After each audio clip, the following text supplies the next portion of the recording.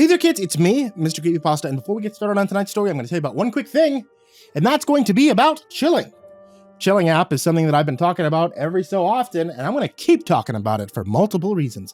The first one being because it's good. In all seriousness, if you guys like listening to scary stories like you're listening to right now on YouTube or on the podcast, then I really strongly, absolutely think you should be listening to Chilling. Chilling is an app that's available on Android or on iTunes. You could be able to listen to stories told by some of your favorite narrators, like myself, or some of my friends, like Being Scared and Autumn Ivy, and many, many others. And all the stories there are going to be exclusive to the app, as well as it has a cool ambient sound feature. I talk about this every time, but I feel like you guys are missing the point. I put music and sounds in the backs of my videos, right?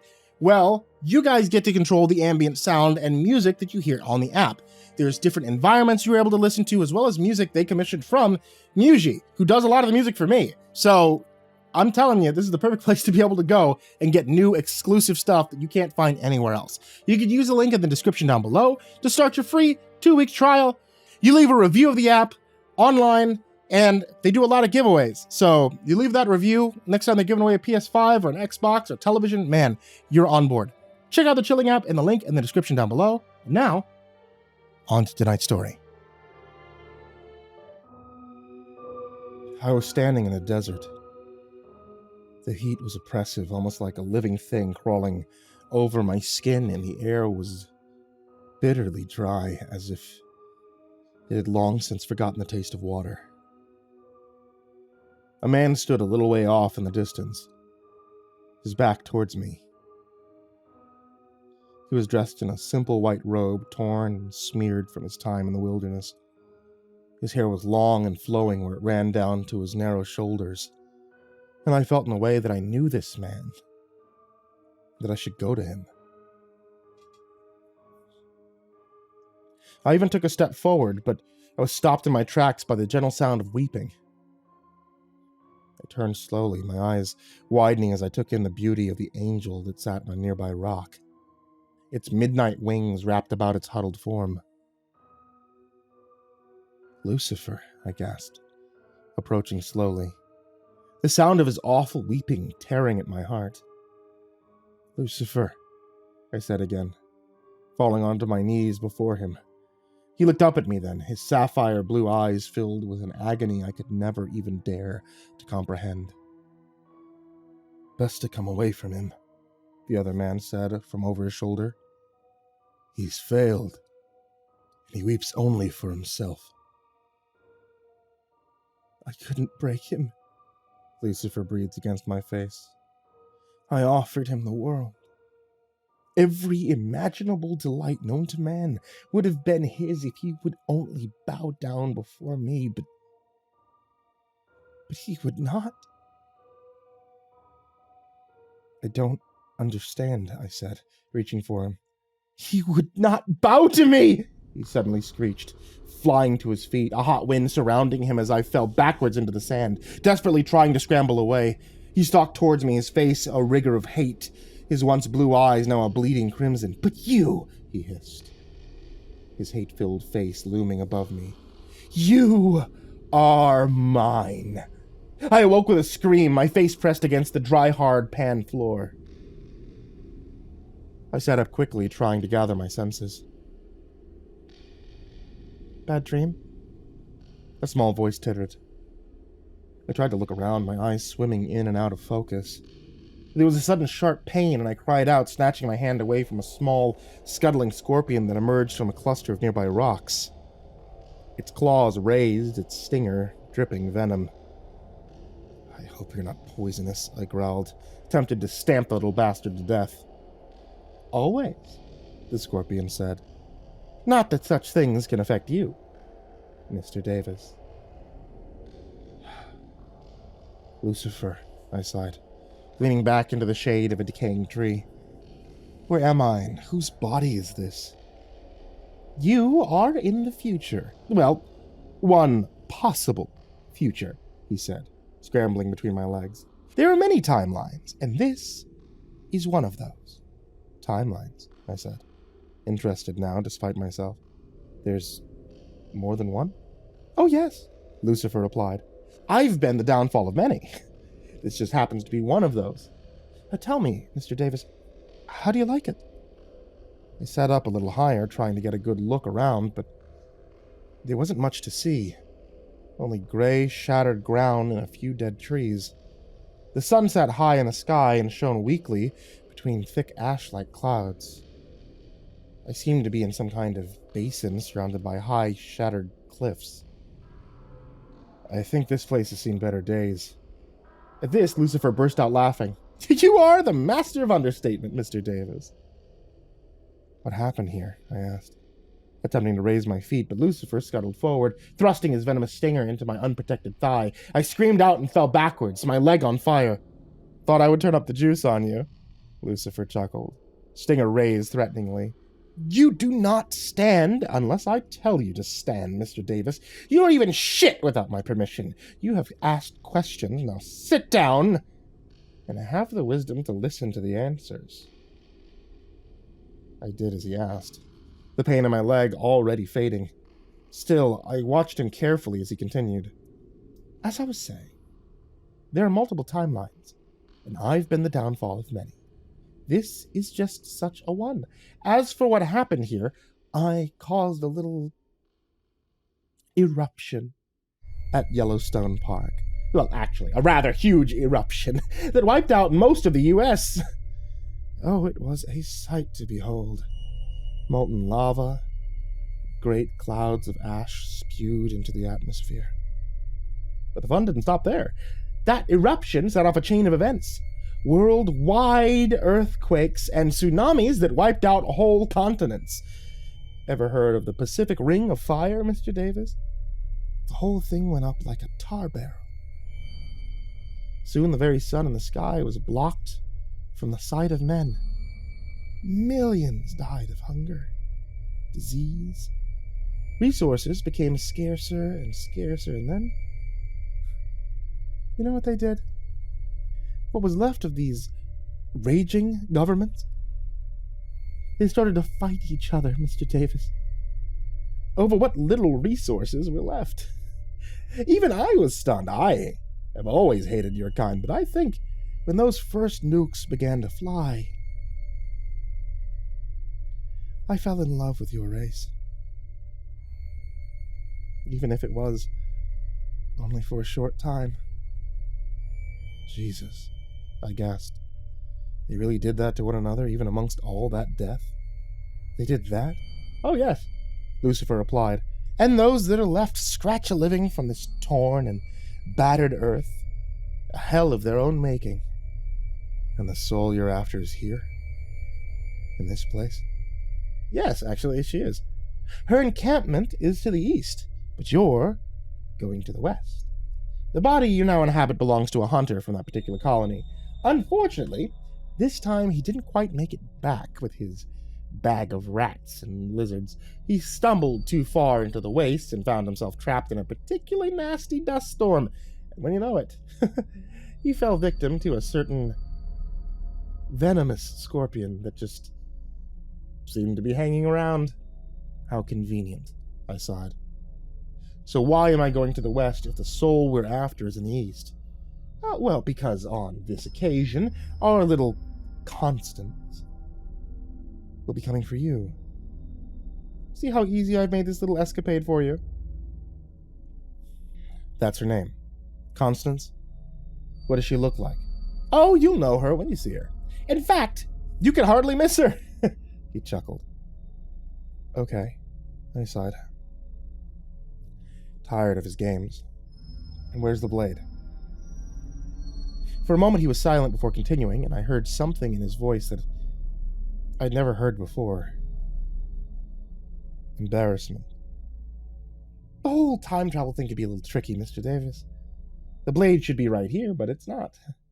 Whether this is interference from our unknown adversary or just my own miscalculations, I am unsure. But the blade is that way, he said, pointing one jagged claw to the west. In the lost city. Don't worry, the colony you're traveling to is on the same path, on the other side. All you need to do is pick up the blade on your way through, and don't worry about the radiation. It won't hurt you. Much. Radiation? I stammered. What the hell do you mean, radiation? But I was talking to myself. He had already fled, leaving a rather grumpy-looking scorpion behind, which I quickly squashed with a booted heel before standing and rummaging through a nearby dusty bag. Lucifer had been right. The bag contained the loathsome bodies of a few skinny rats and not much else. The only thing of any use was an old battered and cracked compass, which I stuffed into my torn jeans. I was also wearing a short jacket patched in various places and a gray scarf wrapped around my neck and lower face to keep the wind at bay. Laying close by was some kind of spear made out of plastic piping and sharpened to a wicked-looking point. I shrugged, and I picked it up. It was no hellbound blade, but it would do in a pinch. Okay, I said, brushing myself off. Let's get this done. The cliffs were further away than I had first thought, and it was growing dark by the time I had reached their base. The night was coming on fast, and the cool air grew colder by the second. I feared that I would have a long climb ahead of me in the dark, but after a little searching, I found a crack in the base of the cliff, just wide enough for me to squeeze through. I wasn't sure if it would lead to the other side, but I was willing to take my chances rather than try to scale those crumbling, blackened cliffs. Starting in, my back pressed hard against the rock. Shuffling slowly through the sky, a starless, blackened void above me. Time took on no meaning. It was only the cold rock and the sound of my labored breathing as I fought my way through. At one point, the passage became so narrow that I had to force my way in, tearing the skin from my forehead and back, ripping up my clothes. I was afraid, terribly afraid I would get stuck. Mummified alive, covered in the dust of eons, until I became one with the rock.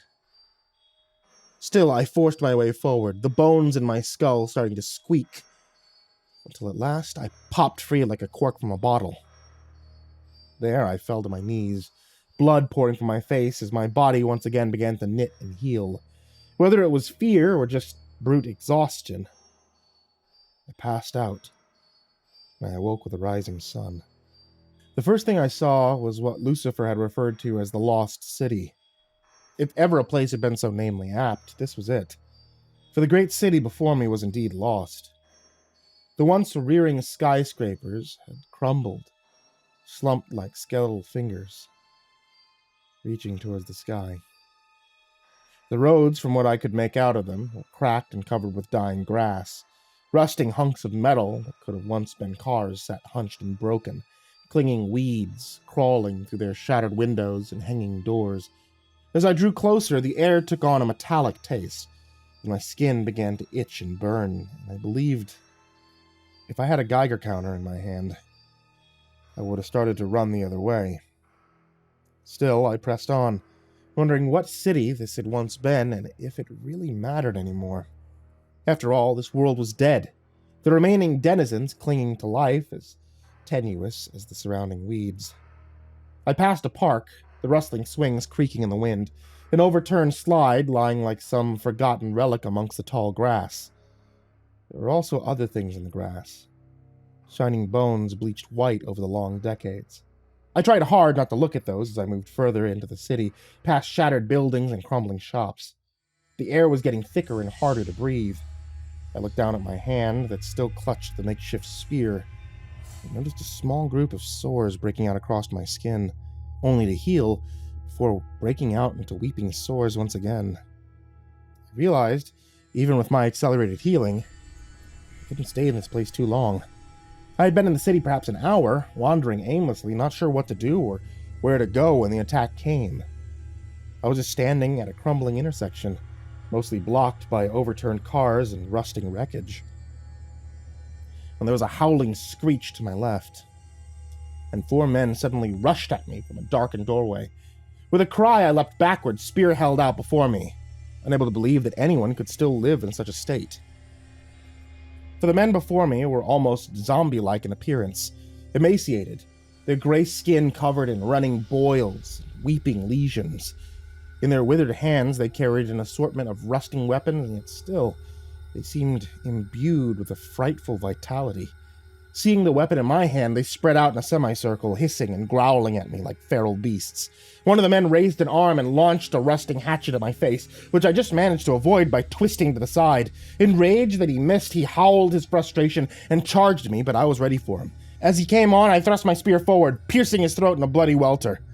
He went down hard, dragging the spear from my hands. The other two men, seeing their opportunity, charged forward. A machete sailed through the air, burying deep in my lower ribcage. The two men, thinking perhaps it was all over for me, backed away, but I only grinned at them, wrenching the machete free from my body, already healing the massive wound as they stood there gaping. I brought the machete whistling down, burying it into one man's skull. The other man turned to flee, but the remaining man, the biggest of the four who had not attacked, thrust the man back towards me. Off balance, he staggered, almost falling, his arms flailing. Seeing my opportunity, I grabbed his arm and span him around, thrusting him into nearby wreckage and twisting metal. It impaled him on a broken grinder that burst from his chest. For a moment his eyes widened, his blood erupted from his mouth, and then he lay still. Quickly I turned to the other man, who grinned at me, revealing black shattered teeth. From behind his back he drew the hell-bound blade, but his leer soon turned to grimaces of pain as the blade turned white-hot in his hands at my presence. With a scream he dropped it to the ground, holding his weeping hand before him. I dived for the blade, but I was too slow, and he kicked it away from me, leaping onto my back, dragging me down on top of him. His forearm wrapped around my throat. Reaching over my head, I managed to find his face. Groping for his eyes, I thrust my fingers deep into the socket. He howled in pain, loosening his grip, giving me just enough space to throw a couple of elbows into his ribs. Moaning and holding his cracked side, he slackened his grip, finally allowing me to struggle free. I clambered to my feet, trying to learn how to breathe again, but still, he wasn't done, for he was already staggering to his feet. Cursing, I rushed forward. Just as he straightened, I grabbed him by the tattered ears and headbutted him viciously into the face. There was an explosion of blood and teeth, and he went down hard. Instantly, I was upon him. Straddling his prone form, I grabbed him by the hair and began to smash his head into the cracked pavement, over and over again until nothing remained but red ruin. At last he stopped his twisting and convulsing, and he lay still.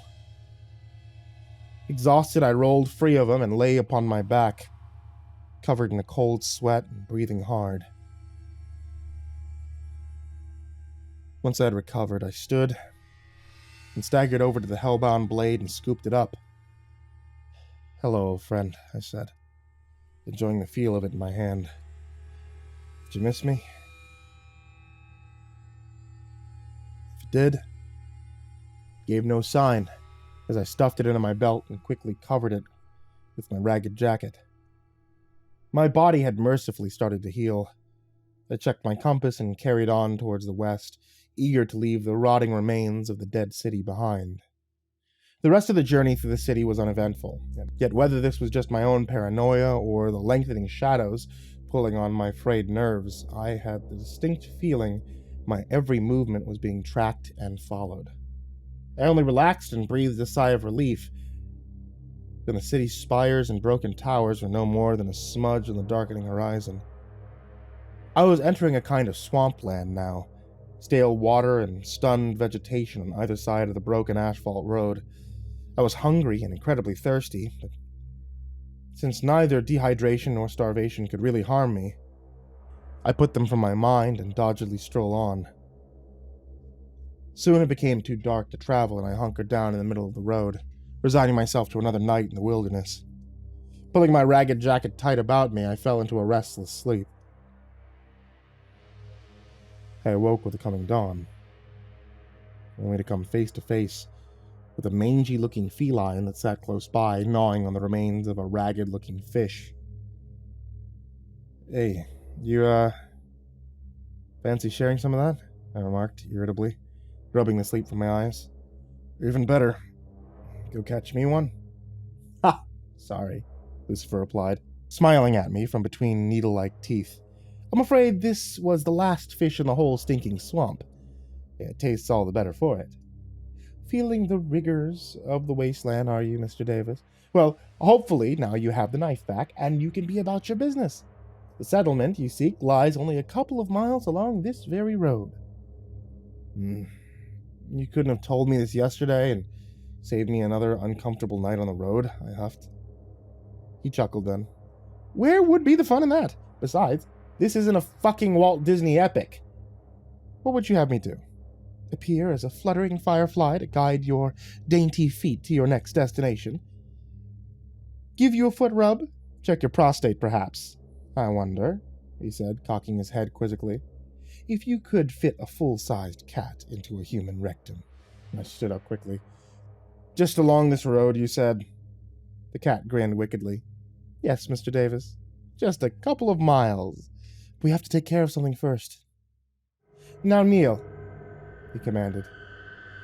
I did as he bid, falling on my knees before him. Good. Now take the blade and open up your palm with it. Cut deep. I really want to see the blood flow. I did as he asked, wincing as the hell-bound blade slid easily through the meat of my palm, and the blood began to flow like a crimson waterfall.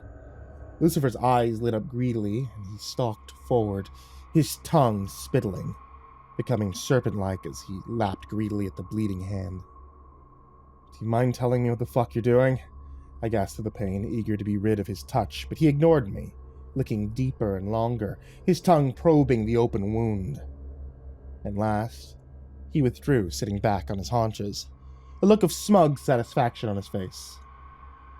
All gone? He tittered. What? What's all gone? I asked, checking myself over. That annoying little aura of yours. That last vestige of hell that clings to your forsaken soul.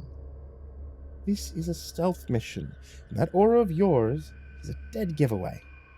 It's never been a problem before, I said, ripping at my shirt to make a makeshift bandage for my still bleeding hand. Indeed, he replied, but then again, you've never been offered up for sacrifice before now, have you? Sacrifice? I said in a strangled voice. What the hell are you talking about, sacrifice?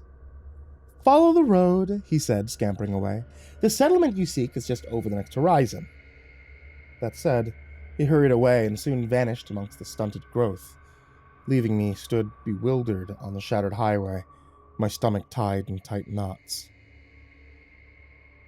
After a few deep breaths, I got my whirling emotions under control, and I carried on along the road.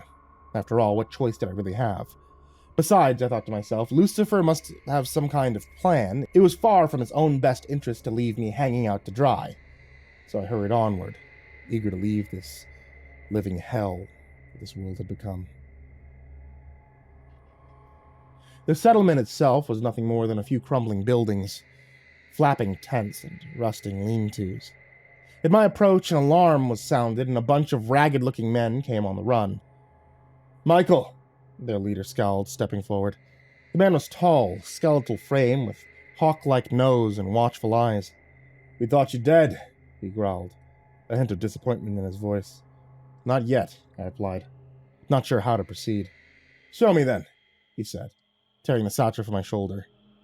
Thankfully, I had strapped the hell-bound blade to my inner thigh with the ragged remains of my shirt, and the satchel was now blessedly empty. Yet somehow this seemed to please the big man, who grinned at me shark-like from between rotting teeth. Oh, Michael, he shook his head with exaggerated sadness. What did I say would happen if you came back from the wastes empty-handed once again? 3 days you've been gone, and not so much as a lousy rat for the cooking pot. He nodded to the two sacrifice-looking men at his sides, who instantly surged forward, pinning my arms down to my sides. You're useless, Michael, and I have no use for useless people. You're going to the tribute, he whispered into my face. It was all I could do not to wince away from his fetid breath. And that pretty little woman of yours will be warming my bed before your bones are cold in the ground. When he got no reaction from this, he snarled, bringing his head crashing down into my upturned face. And for a little while, I knew no more. I awoke sometime later, a gnarled hand pushing at my shoulder. Okay, leave off, I croaked, sitting upright. I was in a cage with about 6 other people. 2 young girls and 4 other men, ranging from young to old. It was the old man still clawing at my shoulder, as if he hadn't heard a word that I said. "They're coming," he wheezed. "Coming for their tribute. Coming for us." That's when I heard the roar of engines, deafening in the surrounding silence, as if the whole settlement was holding its collective breath. The sound of engines grew louder as a makeshift vehicle pulled into the settlement, from the very direction I had just traveled. "Great," I whispered. "From the living dead to the motherfucking Thunderdome." More vehicles were arriving. Everything from open-top jeeps to large canvas-covered trucks, blowing great plumes of smoke into the ash-filled air. From the lead vehicle, a leather-clad woman bounded forth, a makeshift spear clenched tight in her scarred, battered fist. She was a big woman, tall and raw-boned, with black mane-like hair flowing down her back. She smiled wickedly as the settlement's leader approached, revealing yellowed teeth filed down to sharp-looking points. At that smile, the approaching man faltered before continuing forward, bowing low. "Ah, great lady, we're honored by your presence. The tribute awaits you," he said, his arms outstretched in a fawning gesture as he gently herded her towards myself and the rest of the terrified prisoners. "A shabby-looking lot," she said, glancing over the cowering mass, all except myself, who met her glance with one of my own. Well, well, well," she said, bending low to give me a closer look. "What a pretty little man you are. You don't look diseased, anyway.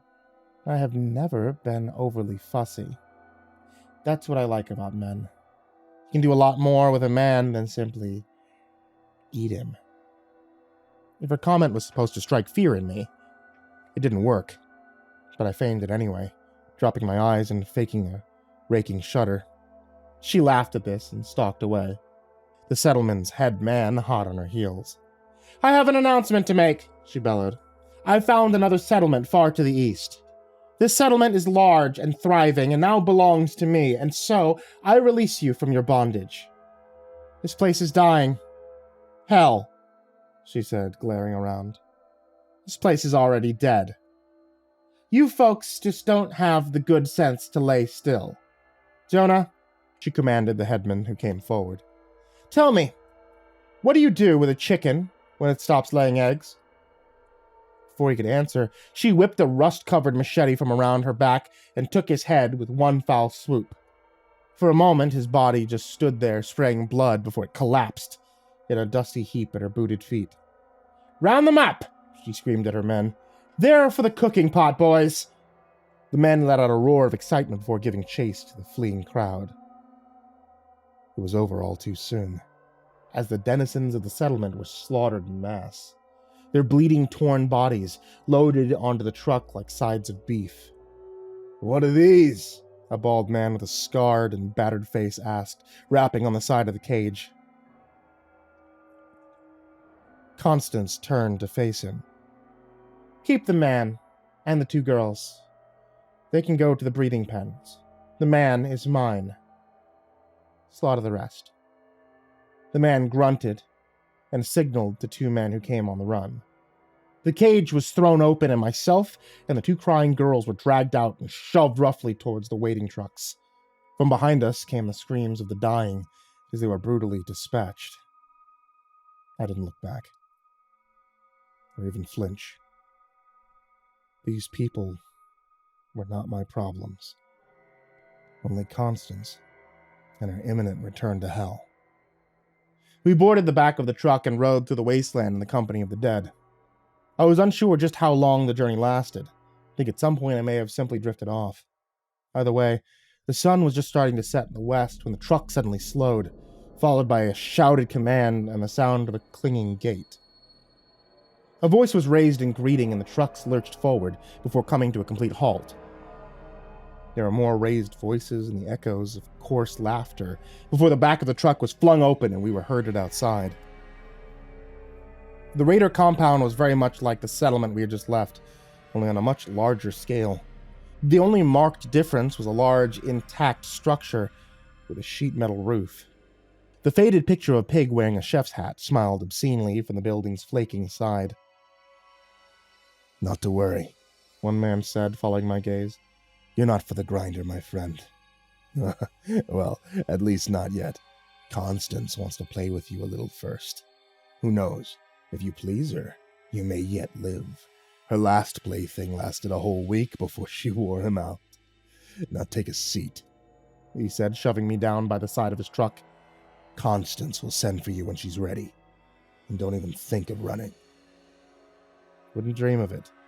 I smiled up at him. He must have seen something in that smile that he didn't like, and he scowled at me, before quickly turning away. I sat there for some time, the hell-bound blade digging uncomfortably into the scant flesh of my thigh. The raiders hadn't bothered to search me, or anyone else for that matter, perhaps not seeing the ragged shelters as any kind of threat. That was fine by me. Like Lucifer said, this is all about the element of surprise. Sometime later, as darkness settled across the land, the same man from before dragged me to my feet. "Come along, Prince Charming," he growled. "Your new mistress is eager to see you." I let him lead me to the tent, set a little way back from the others before being rudely shoved inside. The tent was large and spacious, with glowing braziers and rug-covered floors, a table and chairs for eating. The rest of the room was dominated by a large double bed, chains ending in bloody handcuffs hung down from the corners of the splintered bedposts. She followed my gaze and smiled wantonly. "Take a seat," she said, gesturing towards the bed. I did as she bid, knowing that I would have to end this thing soon before she decided to slap on the cuffs. She was slinking towards me, shedding bits of clothing as she came on. Suddenly she moved lightning fast, pinning me beneath her. The blade strapped to my leg erupted into searing flames at her presence, setting my meager clothing on fire, causing her to leap back in pain and confusion. Not wasting any time, I tore the blade free and leapt from the bed, but she had already moved with that same eerie speed, putting the table between us. "So, you're one of his," she snarled. "Lucifer's bitch. But you don't know what a true bitch really is. Come, let me show you." The transformation was almost instantaneous. 1 minute, a naked woman stood before me. The next, a huge, slobbering hellhound. The last thing I saw before she leapt at me, clamping her massive jaws around my neck, was the glow of her burning crimson eyes. And suddenly, I was falling. I landed in Lucifer's great hall in a sprawling heap, only to be grabbed up like a rag doll and smashed into the midnight blackened walls. "How dared you fail me?" the Dark Lord screeched, crushing my throat with a hand grown talon-like and twisted. I had seen him angry before, but nothing like this. His rage was suffocating, all-consuming. "You're going back!" he screamed at me from between razor-like teeth. "You're going back, and you're going to break it for me. Do you understand?" he said, shaking me back and forth, but I didn't understand. "Break what?" I managed to gasp through his crushing embrace. Something slid between his eyes, and he cast me away from him. "Go back," he said, seeming to regain a little composure. "Go back there and kill that bitch. Give me what is mine." He clicked his fingers, and a fiery portal opened beneath me. Once again, I was falling. I awoke naked and suspended in midair, stifling a scream against the razor-sharp hooks embedded in my back. To my left and right hung similar corpses, strung up like sides of beef, some of them missing arms and legs, others gutted and cleaned out. I, myself, was mostly intact, and I surmised not much time had passed since Constance had bested me. "The knife," I muttered. "What the hell has she done with the knife?" The corpse by my side suddenly turned its head and grinned at me. "Who said you needed the knife in the first place?" it croaked. "Did you ever consider that it was merely a conduit for your own power?" "Is it?" I asked, never even considering such a thing. "No, fuckwit!" The corpse grinned at me. "You're fucking useless. Get the blade back and finish that bitch." That's real funny, asshole," I growled. But I was only talking to a dead man. All life fled. "All right," I said, raising my knees to my chest. Let's get this shit done with. With a cry, I thrust my legs down with all of my might. Again and again, feeling the hooks tear and slide through my flesh until at last, I was free. I knelt on the cold stone floor, lost in agony until finally my wounds began to knit and heal. I stood then and made my way over to the door, which was mercifully unlocked before peering outside. It was full dark now, and only a few smoldering campfires remained, surrounded by snoring men, the sharp tang of homemade hooch and roasting meat perfuming the air.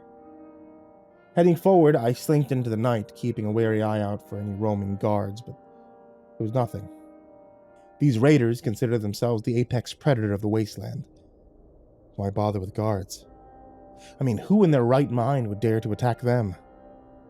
Sticking to the shadows, I made my way towards Constance's tent. There was a guard here. The man was asleep, dead drunk like the rest of the motley crew. He was laying on his side, his arms wrapped around a makeshift spear, hugging it close like some deadly teddy bear. Squatting down on my haunches, I crept closer until I loomed above him. Then, gently, oh so gently, I slid his knife from its sheath. Clamping a hard hand over his mouth, I thrust the knife deep into the side of his neck. He kicked a little bit and bled a lot, but it was soon over. I sat there for some time, listening for the slightest noise or cry of alarm, but there was nothing. Only the sound of a stirring ash on the night wind. Standing, I took a firm grip on the bloody knife, and I slipped around the back of the tent. Only a single light bulb burned inside, and I prayed that Constance, believing me vanquished, had retired for the evening. The knife has to be inside, I considered. No way she could have touched it. Taking a deep breath, I sliced the canvas and slid inside. Constance was sat at her table, grinning at me. The hellbound blade sat atop the table between us. I noticed the rough bandage on her hand, but returned her smile with one of my own. Tried to wield it, did you? Guess you learned the hard way. It only serves one master. She ignored that. I knew you would return. Lucifer is nothing if not persistent. I shrugged, edging towards the table. He wants you back in hell where you belong. And where do you belong? She fired back at me. Do you think Lucifer will send you straight up to heaven when this is all over? Did you even consider why he doesn't collect these wayward souls of his himself? The question caught me off guard. And that's when she made her move, leaping across the table at me, transforming into the giant hound as she came. But this time I was ready for her. Instead of leaping away, I leapt forward, diving under the table, popping up like a jack-in-the-box on the other side. I grabbed the hellbound blade just as she turned and launched herself at me once again. Swinging wildly, I slashed the side of her foaming muzzle. She leapt away, howling as her torn flesh began to smoke and char. I laughed at her as she began to backpedal out of the torn tent. Now, I said, weaving the burning blade at her, you are royally fucked. Her nerve broke and she turned and fled into the night. There was a sudden commotion, then another great howl of pain.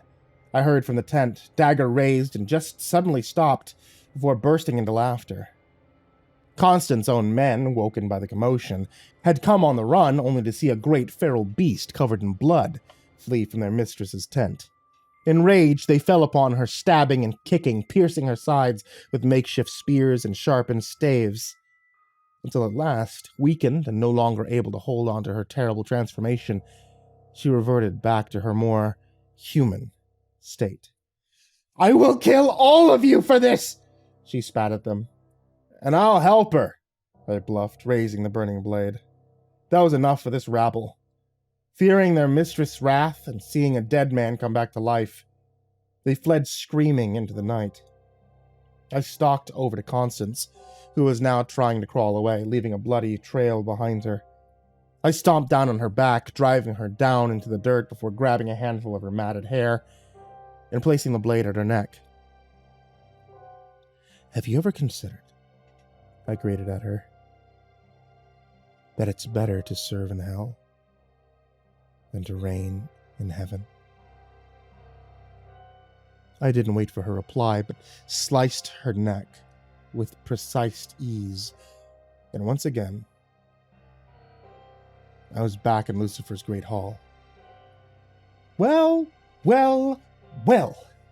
Finally got the job done, did we, Mr. Davis? Real tough bitch, that one. He beamed down at me from his golden throne. In every way imaginable, I turned to face him, bowing low.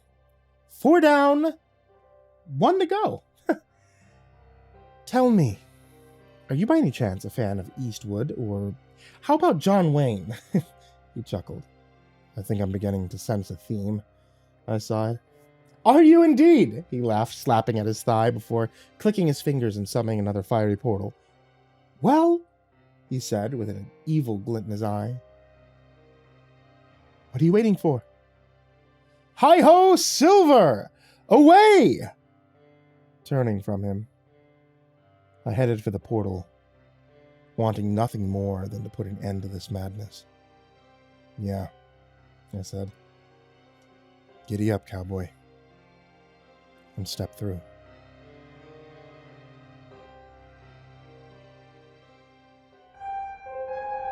I don't know how long I have to write this. Actually, I'm not sure how long I'll still be alive. I don't know how, but it's all coming true. Everything she said is coming true. I'm sorry, I'm getting too far ahead here. This is just... God, I barely even know where to begin here. I guess I should just start with the laundromat itself. It's the old laundromat that's situated right at the edge of the city. Ned's Washers. The place itself is old as hell, being around since probably at least the 70s. And it's one of those that's fitted with a couple arcade machines to keep the little ones occupied while the adults are busy. The outside looks like it's barely holding itself together, with the sign on the front being faded and torn so bad that it now reads Ed's Ashes. The inside looks a little bit better, but not by much. You can still see its age with cracks in the walls in certain places, as well as paint chipped from the walls, particularly in the restrooms, or at least the women's restroom. Bottom line, the place has seen quite a bit of mileage. That said, it was still a nice enough place, and Ned, the owner himself, was a sweet old man that always made my trips there all the more enjoyable. By telling me exaggerated ghost stories about his fishing trips up in the mountains. Even if I personally didn't believe in ghosts or that sort of thing, though I might be rethinking my stance on that. I'd been using Ned's Washers for about 3 years now. Ever since I finally moved out of my folks' house and got an apartment.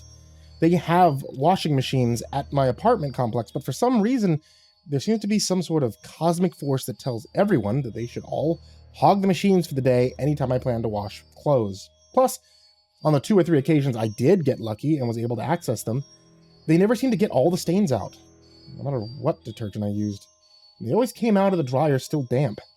Now Ned's, my clothes always came out clean, dry, and fresh, even smelling a lot nicer too. In short, despite the machines being free at the apartment complex, the quality and availability made it worth it, in my opinion, to just hit up Ned's whenever it was laundry day. Bianca, my roommate, best friend since freshman year of high school, also felt the same. So we typically either go together or we take turns washing for the both of us. The place was never usually all that busy, usually only having about 2 or 3 others in place whenever I'd be there. The most I'd ever see is about 5 others. Of these is the old lady I mentioned earlier, the one who now causes me to lose sleep. She'd always be sitting alone in from one of those washing machines at the far end of the laundromat. Always alone. Regardless of how many others were there, singing softly. Because there usually wasn't much going on in the place, it wasn't hard to hear her singing. Though at least for a while, I never actually could make out the things she said in her serenades. Despite this, I always found her voice beautiful and smooth, if not a bit mournful. She was short, very pale, looking almost sick. She was very thin, always wearing an old green dress with a veiled hood that she always had pulled over her face. Even still, though, she still looked like just a sweet old lady. I remember always thinking that there was just something about her, something cerebral, something fantastic, if that makes any sense. I don't know anyone who ever tried to talk to her or engage with her. Actually, being completely honest, it seemed like they didn't even notice her there. Like, they couldn't see her. I guess that was just something that interested me more about her. She was just there. Oblivious to the world around her, with the world being just as much so to her. The other thing about her, though, was that I never saw her anywhere else in the town. Only there in Ned's washers. Given how small my town is, being one of those everybody knows where and how everybody sleeps types, this struck me as especially weird. I mean, sure, maybe she could have been not from around here, but then that begs the question of how far exactly she'd be coming from and how she's managing to always be there every time I was. I mean, like I said, I've been hitting up the place at least 2, sometimes 3 times a month for at least the past 3 years, and every time, there she'd be, singing while she either folded, turned inside out, or wrung out her clothes at the back of the laundromat. I thought about trying to go up and talk to her, figure out who she was, but being the painfully shy for my own good type of girl I've always been since I was little, my anxiety always kicked in, and I always ended up talking myself out of it. It was a couple months ago, however, that I decided to ask Ned about it. Maybe he knows her.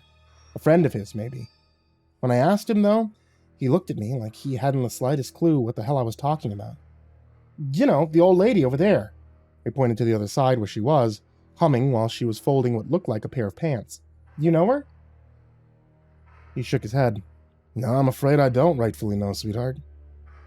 The look on his face told me, though, that he still didn't seem to know what I was even talking about. Like he, too, didn't seem to see her. Oh, I replied. Well, I always see her in here, so I figured you'd know. Afraid not. Then again, though, old age is catching up with me, so I'm not the most reliable one to ask. He laughed and said, Hell, the only reason I even remember you is because you're always yakking with me, so I can't really forget about you. I couldn't help but laugh with him when he said that. It was true. He was starting to leave his prime. Still, I couldn't help but find it weird that Ned didn't notice her, even when I pointed her out to him. I decided to leave it be, though, and went on with washing my clothes. The place was dead, even more so than when I'd said earlier. It was one of the days where the only people there were me, Ned, and the old woman. Because of this lack of any other background noise, I could listen to the woman sing while I was waiting for my clothes to finish in the rinse cycle. Her voice was absolutely beautiful. It seemed to actually reach me. I know how cheesy that sounds, but I don't know how else to put it. Her voice was so sultry and smooth, sounding almost like she was singing a child to sleep. Think if you took the voice of Enya and mixed it together with a Scottish accent. That's what she sounded like. I tried to listen to her song, became more and more lost, though, in her tones. Eventually, I was able to discern a verse from one. Laurie had a little lamb, little lamb, little lamb. Laurie had a little lamb whose heart was black as coal. Loved him, she did, but he be wicked and damned, wicked and damned, wicked and damned. Loved him, she did, he be wicked and damned, without heart or soul. I found this to be equal parts interesting as well as odd. Again, her voice was beautiful, but the lyrics struck me as weird. For one thing, those obviously weren't the words to Mary Had a Little Lamb, despite her singing words to the tune. Secondly, why were the lyrics so depressing and rather ominous? Still, though, I continued to listen while I waited to put my load into the dryer. She continued singing. The horrid beast's name be Sam, name be Sam, name be Sam. The horrid beast's name be Sam, whose mind is dark and foul. In my focus, I almost didn't even hear the washing machine buzz when it finished.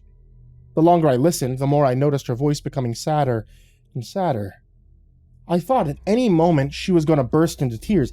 Being perfectly honest, whether because of the emotions and raw feelings evoked through her voice, Well, because of the lyrics themselves, I was feeling more and more depressed myself the more I listened to the old lady's song.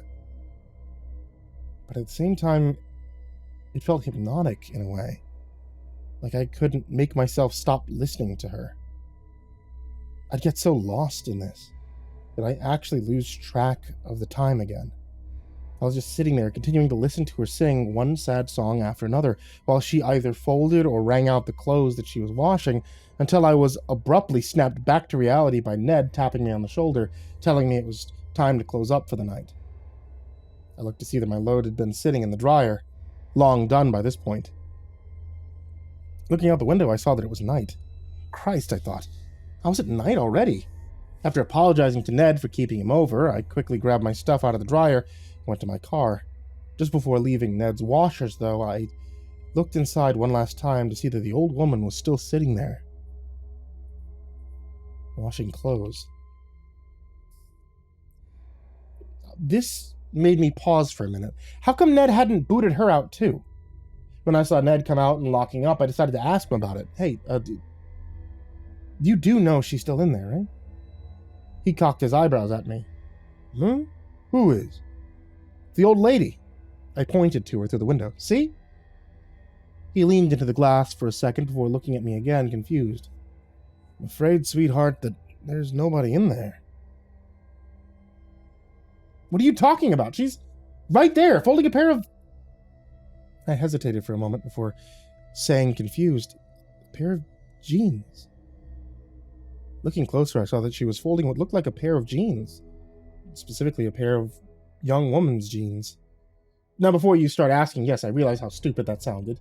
The reason this seemed so odd to me, though, was that they looked like they belonged to a much smaller woman.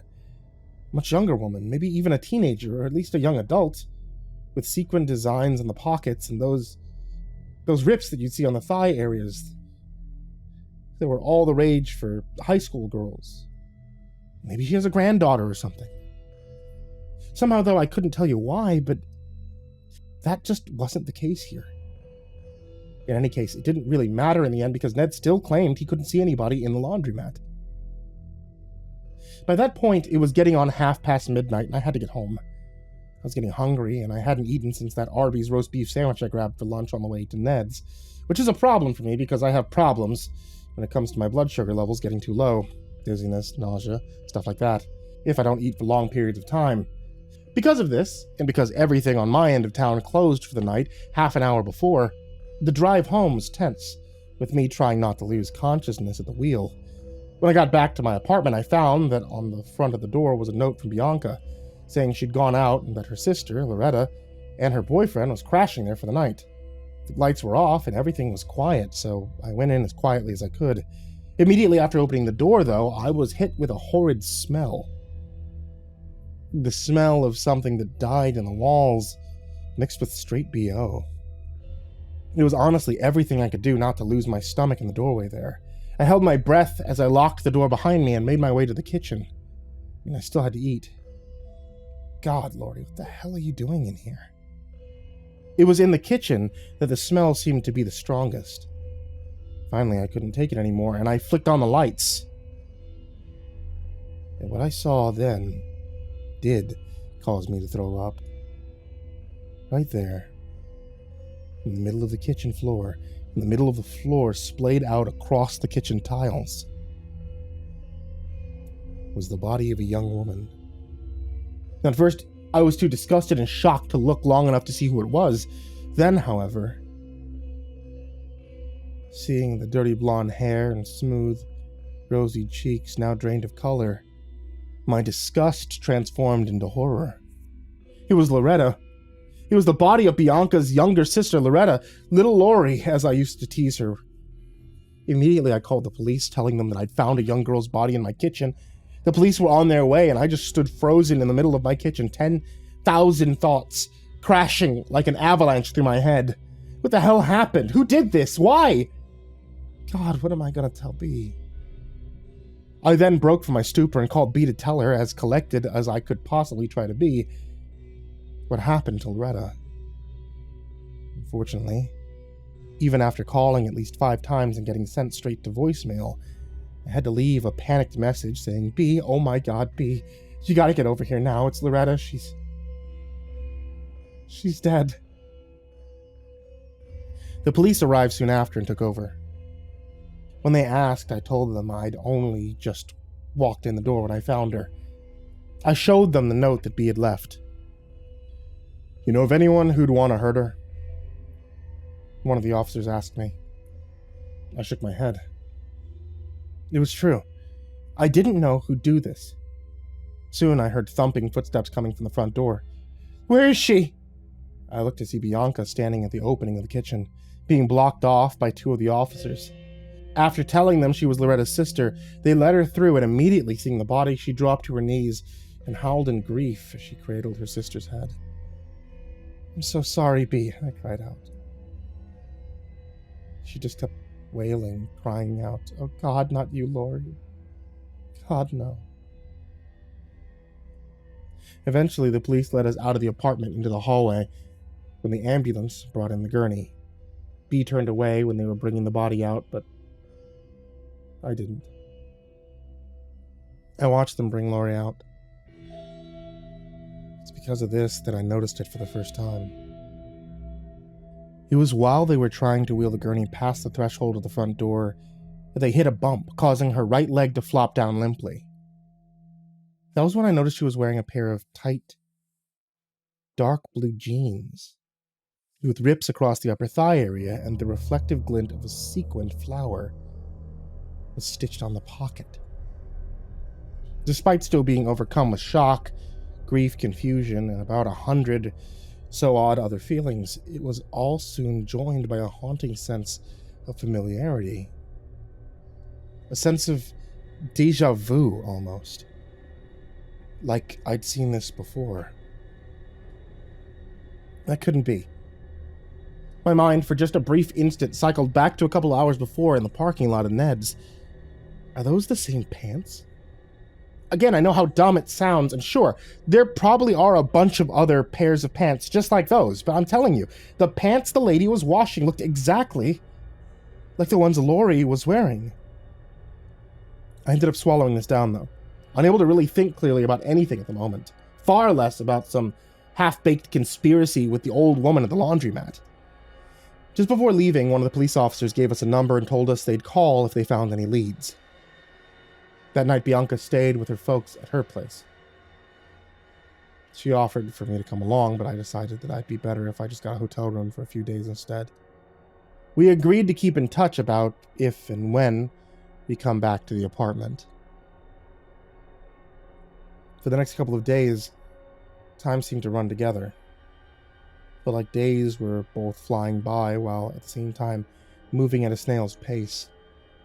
I was, of course, swallowing in grief, barely even able to bring myself out of bed most of the time, and eventually I decided that I needed to spend some time out. I drove around for a couple hours, not really able to decide on where I wanted to go. Finally, I just settled on stopping into Ned's washers. I figured, if anything, maybe talking to old Ned might be able to lighten me up a bit. It looked to be empty again when I pulled into the parking lot. Through the window, though, there she was. The old woman, folding clothes. I began to wonder how long she'd been there, given the place only opened 2 hours ago. Did she camp out by the front door or something? I walked in and I looked around, unable to find Ned anywhere. Ned? Hello? Where are you at? Nothing. Silence. Or at least silence except for the old woman singing. Oh, little bee, why do you fly away, little bee?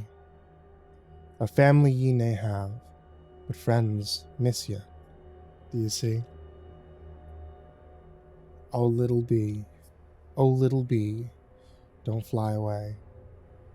Far you'll only fall, and alone in the dark you'll stay. This time the words were sung to the tune of You Are My Sunshine. Her voice seemed even softer than before, even sadder, like she just lost someone herself. Hearing this, I couldn't help but approach her. Who is she?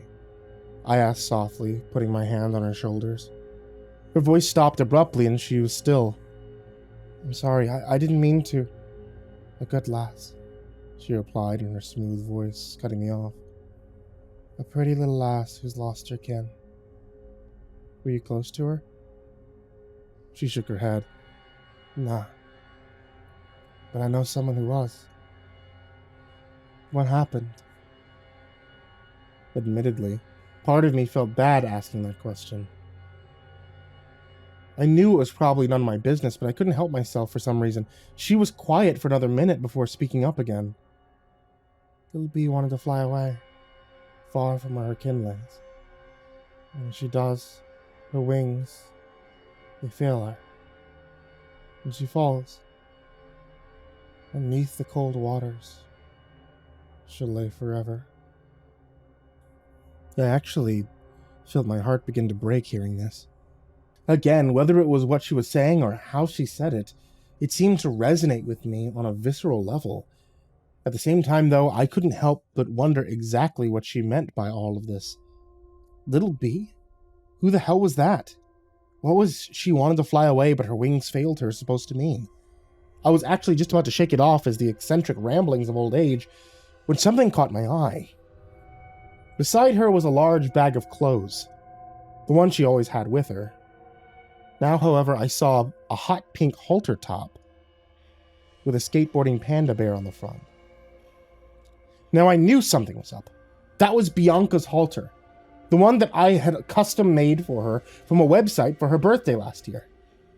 And looking closer, I noticed that there was red stains spattered across the front of it. Where did you get this? I demanded, snatching it from the bag. She looked at it, and then to me with an expression of pure sadness. Where did you get this? Did Bianca give it to you? She slowly shook her head. Then where did it come from, huh? Did you steal it? What the hell is all over it? She just turned away, taking the halter from my hands and throwing it into the washer before going back to folding another shirt. Look, if this is a joke, it's not a joke, dear. I take no pleasure in what I do. I wish she didn't see me do it either. I don't wish for anyone to see me while at work. What are you talking about? I was starting to become really irritated really quick. What was this old goat's deal? I, too, used to watch an old woman while she washed. And now here I am, toiling and suffering. All the same. I don't like washing their shroud. But that's what I have to do. I decided before losing my cool with this lady to walk out. On the drive back to the hotel, all I could think about was the old woman's words. None of it making any sense. What does she mean by she didn't like washing the clothes? What'd she mean by she used to watch an old woman while she washed, and now she's forced to do the same? And let's not forget the million-dollar question. Where and how in the name of God did she get Bianca's halter top? That led me further down the rabbit hole, cycling back to Loretta's death. The pants, the ripped, sequin-pocketed pants. Now, I was sure they had to be the same. Of course, it still wasn't adding up. This still didn't make any sense to me. Who the old lady was, what she was talking about, or why, or what she was doing with my friend's clothes. I was about halfway back to the hotel when I got a text from Bianca telling me to meet her back at my apartment. She said that she got confirmation earlier that day that I was good to come back now, and that they had some information regarding Lori's murder. When I pulled up, B was standing outside with two of the officers from before. We found a possible suspect, one of them said. Who? B exclaimed, looking like she was ready to jump out of her skin. The officer then rummaged around his pocket before pulling out a piece of paper. Witness claimed to see this man with your sister that night. Also claimed to see him bolting out of the room as well. He unfolded the paper and our faces went as white as a sheet. It was a composite sketch of Loretta's boyfriend. Oh my God, no, Bianca cried, covering her mouth in disbelief. No, it can't be. You know him? Yeah, that's her boyfriend, Samuel Lander. But no, he couldn't have done this. I know him. He wouldn't hurt her. I put my hand around B and brought her close to me. I wanted to comfort her, tell her this was some mistake or something. I mean, I knew Samuel too. The guy wasn't the type to do something like this. Honestly, he was the guy most girls would probably peg as the nice guy. Always showing up to date with flowers, wearing polos and khakis all the time, constantly showering her with compliments as well as telling the corniest jokes, but Lori would always still laugh at them anyway. I didn't want to believe that this was the same guy who just murdered sweet little Lori in cold blood.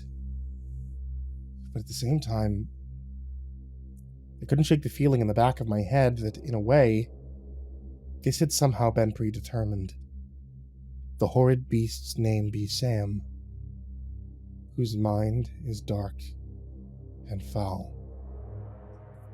Sure enough, the next day, it was in the news. 28-year-old Samuel Lander charged with the murder of girlfriend 26-year-old Loretta Crockett. At the trial, about a week later, he pled guilty to second-degree murder. I remember the way that his face looked when he admitted to killing Loretta. Blank. Empty. When asked why, he replied that it just happened. One moment we're having fun playing rough, the next I'm strangling her on the floor. And then she was dead. In the end, he was sentenced to 30 years in prison without parole. After that, things seemed to slow down again. I returned to the apartment while B decided to just stay at her folks' place. Like I said, this was all a couple of months ago. Now fast forward to 2 weeks ago, where I'd actually managed to forget all about the old woman. Granted, I hadn't been stopping by Ned's either. The whole thing with Loretta seemed to also fade to the back of my mind as well. In short, I guess you could say I moved on. Bianca, on the other hand, not so much. She never came back during that time to the apartment. She never really answered my calls or texts either. I couldn't really blame her for not wanting to come back. At the same time, I was honestly starting to worry about her. That was why when she texted me that Monday out of nowhere, I all but jumped to my phone to respond. Hey, I wanted to say thank you for being an awesome friend and a great roomie. I'm leaving town next week and flying up to a place in the mountains up north. There's just too many painful memories here now. I'll be by through the week to get my stuff in the apartment and go ahead and give you half of my next year's rent. I won't lie, this was not at all what I was hoping for. What was worse, a distinct chill ran down my spine. Flying? She said she was flying. That's when the song slowly came back to me, prickling through my brain. Oh, little bee, don't fly away. Far you'll only fall, and alone in the dark you'll stay. Is this what she meant? What the old woman meant? That Bianca was gonna die, like how she somehow knew Lori would. This circulated through my head all the weeks while B came and packed up her stuff. Once or twice because of this, I tried to persuade her to reconsider her decision. It was no good, though, and it's not like I couldn't feel where she was coming from either. Plus, how was I supposed to explain why I didn't feel comfortable with her flying? In the end, she agreed to at least let me drive her to the airport. At least say goodbye between two friends. Promise you'll keep in touch, okay? I said, anxiety seeping into my voice. She said, okay. Before turning and heading for the terminal. With nothing else I could do, I headed back to my car.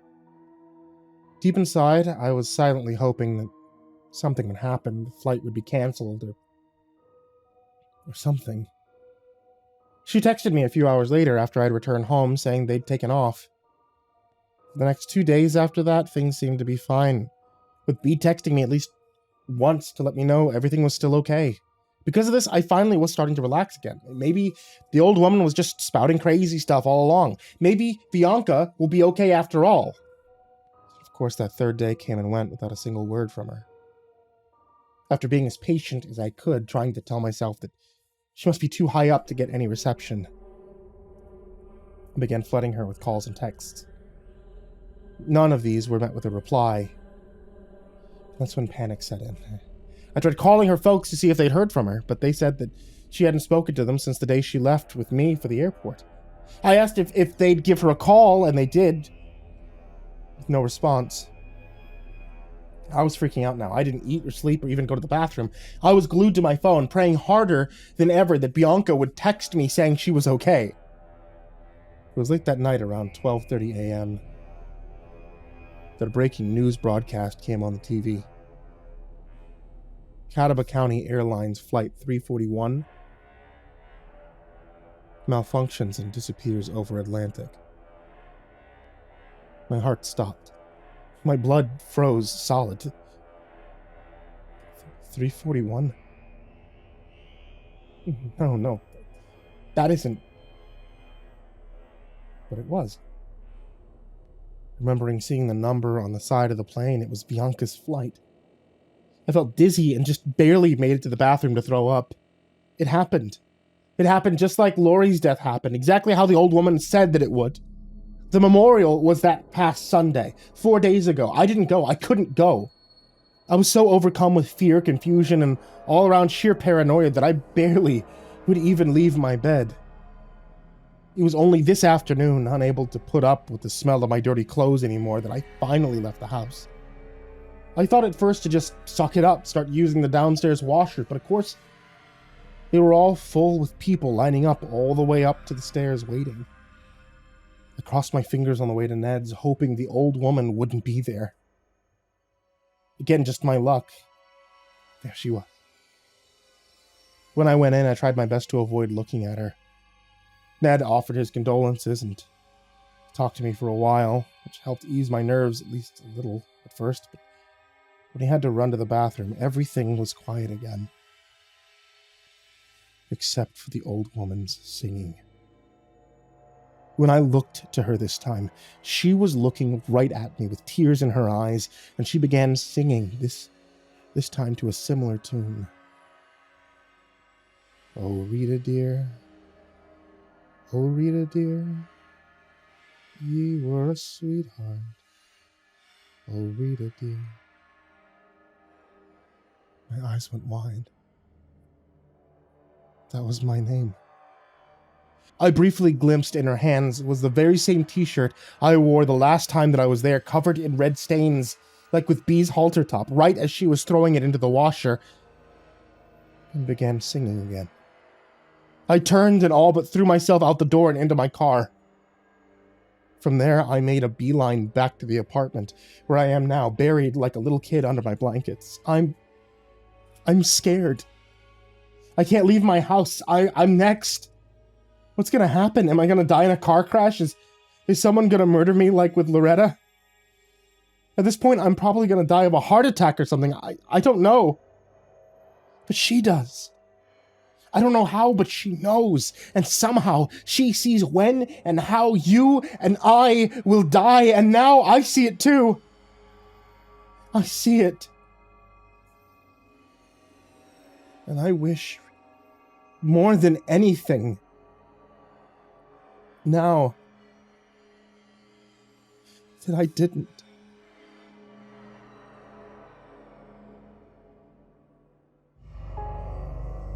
There was a notebook that survived the last fire I was called to. I found it in the smoldering remains of the ashes. I'm not sure if I believe the story in it or not, but I thought I would share it just in case it's real. Mama said there'd be days like this. It's a nice thought, isn't it? Speaks of a concerned parent trying to comfort her child to the harsh realities of the world. Problem is, I don't recall my mama ever saying anything like that to me.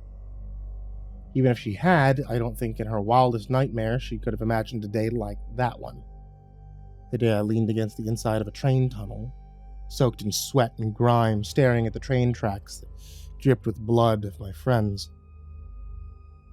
Blood that should have been mine. My name's Joe. Don't think I'm named after anybody. Mama just always called me Joe. There are lots of things that Mama always just did. Like beating the tar out of me when I sassed her. Beating the tar out of me when I didn't kill anything for supper. Beating the tar out of me the day I told her I wanted to learn to read.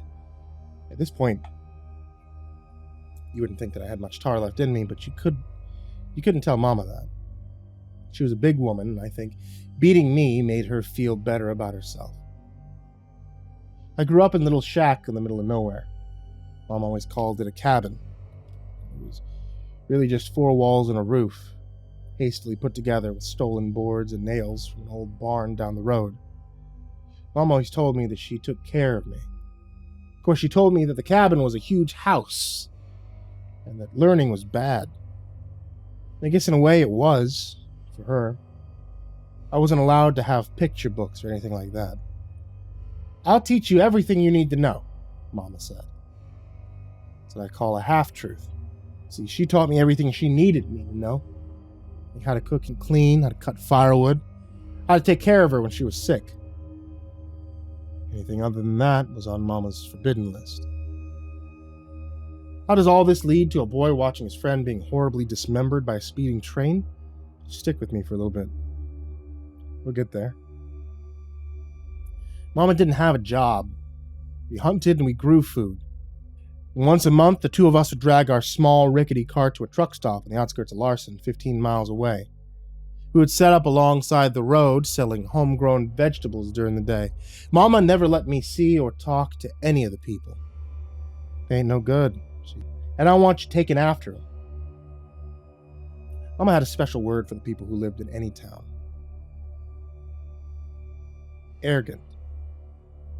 Didn't know what it meant at the time, but I found out later that it meant folks who don't see things the same as Mama. At night, we'd go shopping in dumpsters. Next day, we would head back home with a few dollars in Mama's pocket and a cart full of treasures. Frost Creek was only 2 miles from the cabin, but to reach it, you had to walk through a railroad tunnel. Yet another thing that was on Mama's forbidden list. "That tunnel took your daddy away from me. I ain't going to let it take you too," she said. The funny thing about curiosity is you can bottle it up, but once it's out, there ain't no way of getting it back in. I found an old children's dictionary on one of our trips. Remember the kind that had pictures beside the words? Well, I started looking at the book, and before you know it, the stopper was out of my bottle. I lost a lot of tar the day Mama caught me with it. "We ain't reading, folk," she screamed as she beat me. "Nothing in that book is going to put food on the table." But being young and dumb and, well, whatever, I snuck that book away from her and hid it. This was the beginning of my new life. And isn't it funny how when you latch on to something new, the old just doesn't quite cut it anymore? There was a large, empty cave where I hid my treasures. The few children's books that I had snuck home, my dictionary, a pair of dress shoes that actually fit. I struggled to read the books, relying heavily on the pictures. My favorite was the one that told me about Halloween, Christmas, and Thanksgiving. Halloween was my favorite. The thought of getting all that candy just for putting on a costume made me feel excited. I planned my first trick-or-treat trip very carefully. Told Mama I'd be gone most of the day and into the night picking up her favorite berries, which were already picked and hidden in my cave. She knew it was a long, dangerous way to the patch where those berries grew. She wanted to tell me no, but I could see the hunger in her eyes. It's funny how desire can override concern. Having gotten her blessing, I went to my cave, I put on my dress shoes, a ragged jeans, and a shirt, and I wrapped my supper in a red bandana and hung it over the end of a stick. With my outfit complete, I walked down the railroad tracks and stared at the tunnel. The sun was just starting to set, bathing it in an eerie red glow. The stones that formed the opening looked like giant bloody teeth, just waiting to eat me. Mom always told me that there was evil that lurked in that tunnel. I used to think that she was just trying to scare me to keep me out, but that evening, things were different. As I stepped into the dark, I felt the wickedness inside me. Like I knew I was doing something wrong, but didn't care. I ate my supper as I walked through the tunnel, leaving the bandana nearly empty. When I came out on the other side, the world had been transformed. Everywhere I looked were bright, shining lights and people hurrying this way and that. I stopped and I stared at a giant yellow M. The smells that came from inside made my mouth water. Someday I'd be rich enough to eat there. Mama wouldn't like that, I argued with myself. I dragged myself away from the sight and started down the street that on another night would have seemed bizarre beyond description. Yet tonight, it was the greatest thing I'd ever seen. I smiled from ear to ear as ghosts holding plastic pumpkins floated by. Next were a trio of miniature superheroes, arguing over which one had the most candy. I walked up to the first house I saw and I knocked on the door. The porch light came on and an old man flung the door open. "What?" he snarled. "Trick or treat," I said, holding out my bandana. The old man glared at me. "Do you see my porch light on?" he said. "Yes," I said, looking up. The old man looked up too and harumphed, as several more trick-or-treaters were drawn towards the light like bright-colored insects. He quickly turned the light off and then drifted away. "See that boy?" the old man said, pointing to the other houses. "All those idiots with their porch lights on?" "Yes."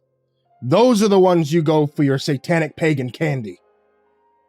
Not understanding the words satanic or pagan, I turned to leave, but the old man held me back. "I do have a treat for you, though," he said with a wicked grin. "Since you were kind enough to wake me, wait here." The old man disappeared. It reappeared quick enough to be a magician. "Here you go," he said, holding out a rotten banana. I took it, and tears welled up in my eyes. "Thank you," I said, hugging him. It was the last thing he had expected. He pulled away from me, harumphed, and slammed the door in my face. I peeled the banana and I ate it as I walked towards the next house, making sure the porch light was on. As I started up the walkway, I finished the banana and tossed the peel in the yard. A large man in his mid-30s stood on the lighted porch, holding a bowl of candy and frowning as I approached. "Trick or treat," I said, holding out my bandana. "Are you going to throw that away?" the man said gruffly. I looked at my bandana, seeing no reason why I should throw it away. "No, not the bandana," the man said. "The banana." He pointed to the discarded peel I had thrown into his yard. I picked it up and looked at the large man.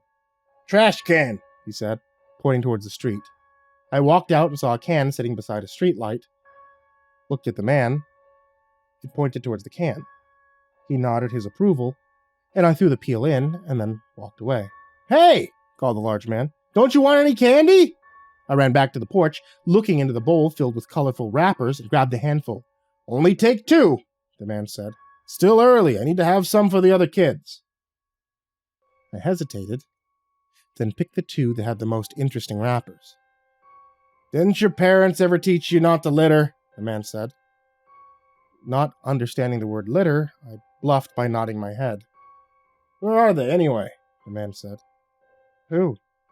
"Your parents." "Dad's gone. Mom is at home." "Your mother let you go trick-or-treating by yourself?" the man said with an edge in his voice. Sensing I'd done something wrong, I said, "I gotta go."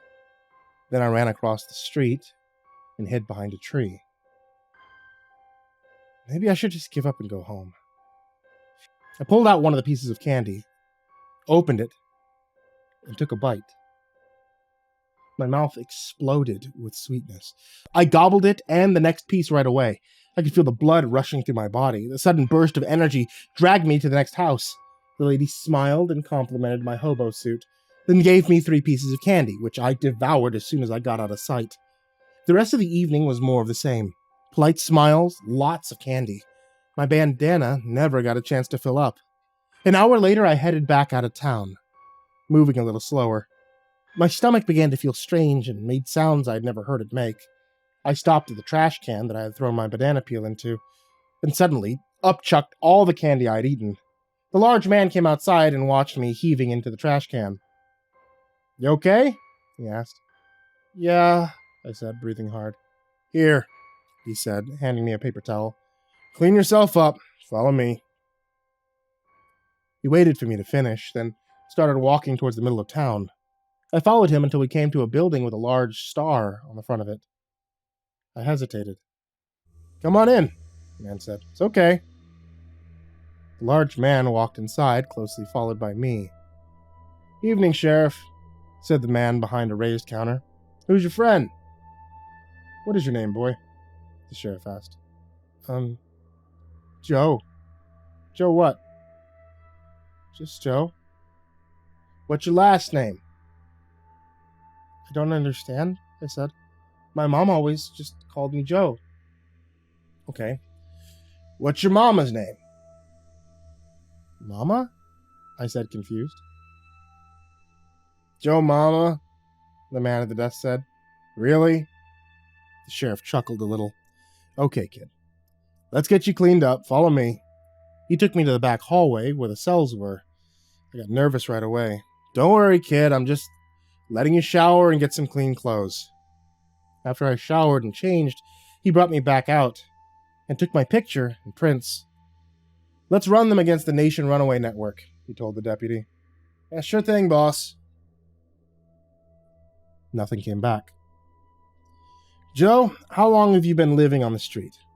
the sheriff asked. I didn't know what to say, so I didn't say anything. "Where does your mother live?" Once again, I was silent. "Think I know exactly what you need to loosen your tongue. Come on." He left the station, with me tagging along, carrying my old clothes. "How's your stomach feeling?" he asked. "A little better," I said. "Good. Because we're here." There was a large 2-story brick house. I could see from the street lamp that the house was well kept. When the woman answered the door, she seemed familiar. "Hello, Sheriff," she said cheerfully. "Hello, Marcy. I have someone for you to meet." "We've already met," she said, smiling. "He was dressed like a hobo." "Well, I'm not sure it was a costume. I think he's a runaway." She shook her head and made a sad clucking noise. "Come on in." "Well, I've got to get going if it's all the same to you." "Sure, Sheriff," she said. "You know our door's always open." "Thanks, Marcy. I'll send the paperwork over for Joe in the morning." "Sounds good, thanks." "Take care, kid," he told me. "You're in good hands here. See you around." "Thank you, sir," I said. He laughed. "You can call me Ted." Then he nodded and walked away. Marcy showed me my room, apologizing for how small it was. Little did she know it was nearly the same size as the shack I lived in with Mama. I lay down on the soft bed and I fell instantly asleep. I woke with a start and panicked. Alone in a huge room I didn't recognize, surrounded by comforts I never had at home. I jumped out of bed and threw on my old clothes and snuck out of the bedroom window. I headed back towards the tunnel, and with Dawn about an hour away, feeling guilty for leaving Mama to begin with, but Marcy seemed so friendly, and the bed was so soft. By the time I reached the tunnel, my mind was in an all-out war with itself over which place to call home. Lost in thought, I wasn't paying attention to where I was. I had meandered into the tunnel. Instead of going through it as quickly as I could, I kicked rocks. And I pondered life. Ray was the closest thing I had to a friend. He lived in a shack about 2 hollows up from the one I lived in. He was born with only one working arm. The other one just wasn't there. One tiny finger grew out of his shoulder. It's the weirdest thing I ever saw. Ray didn't talk either. He only had a stump of a tongue. I never knew if he was born that way or if he had said something really bad to his daddy. I never knew how old Ray was. He was full grown when I was still toddling around the shack, but he always had the brain of a child. Sometimes, when I would go dumpster shopping, I would bring Ray back an old beat-up action figure that someone had tossed out. He loved playing with them. The first thing he did with each one was tear off the right arm. I guess he thought it made them more like him.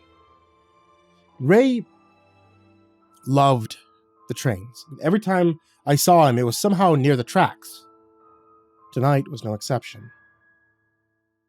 The hum grew steadily louder. The air itself seemed charged with electricity. The ground shook as I stood frozen by fear and indecision. The deafening scream of the horn jolted me into action. As I ran, the realization washed over me that I was about to die horribly. I stumbled blindly into the powerful light, helpless and lost, and suddenly a hand grabbed me, yanked me back from the tracks, and shoved me into the emergency cutout as the train careened past. The wind from the passing train made me cover my face. Once the train had passed, I looked around to see who my savior was. No one was there. I slowly stepped out of the cutout and looked around. 10 yards away, sitting in between the tracks, was a colorful piece of plastic. I picked it up.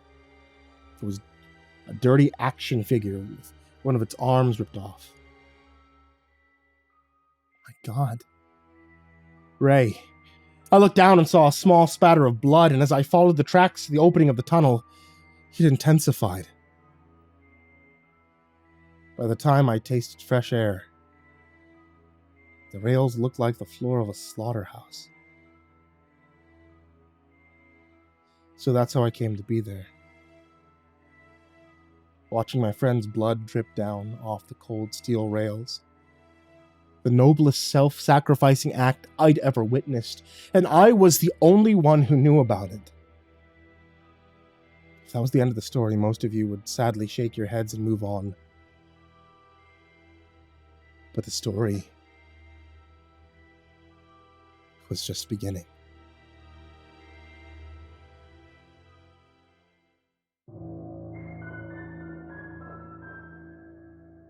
I stood at a crossroads in my young life. If I went back home and told Mama what happened, I would lose a lot of tar for going through the tunnel and lying to her. If I just up and left, Mama would come looking for me, and God knows what would happen if she found me. I ran to my cave, threw all of my important things into a ratty old backpack, and then ran back to the tunnel. Next, I took the basket full of berries and I threw them here and there, anywhere where there was blood. And then I sat the basket in the middle of the tracks. And I waited. I could just see in the light as dawn began to fight off the darkness. "Joe!" came Mama's voice. I froze. I didn't think she could see me. She was probably just calling out, hoping that I was close enough to hear her. My resolve waned every time she called my name, and finally, I saw two lights. One was Mama's old hurricane lamp, and the other was an oncoming train. My heart leapt and failed at the same time. The train approached quickly, its horn nearly deafening me. It drove into the tunnel, destroying the basket, and as soon as it passed, I ran.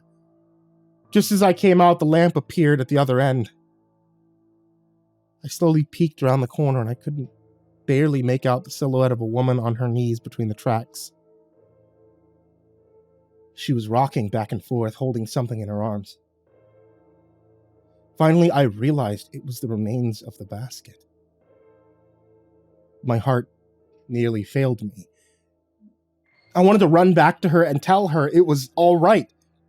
I took half a step forward, and then I remembered Ray. Not wanting his sacrifice to be in vain, I quickly turned my back on the tunnel and started towards town.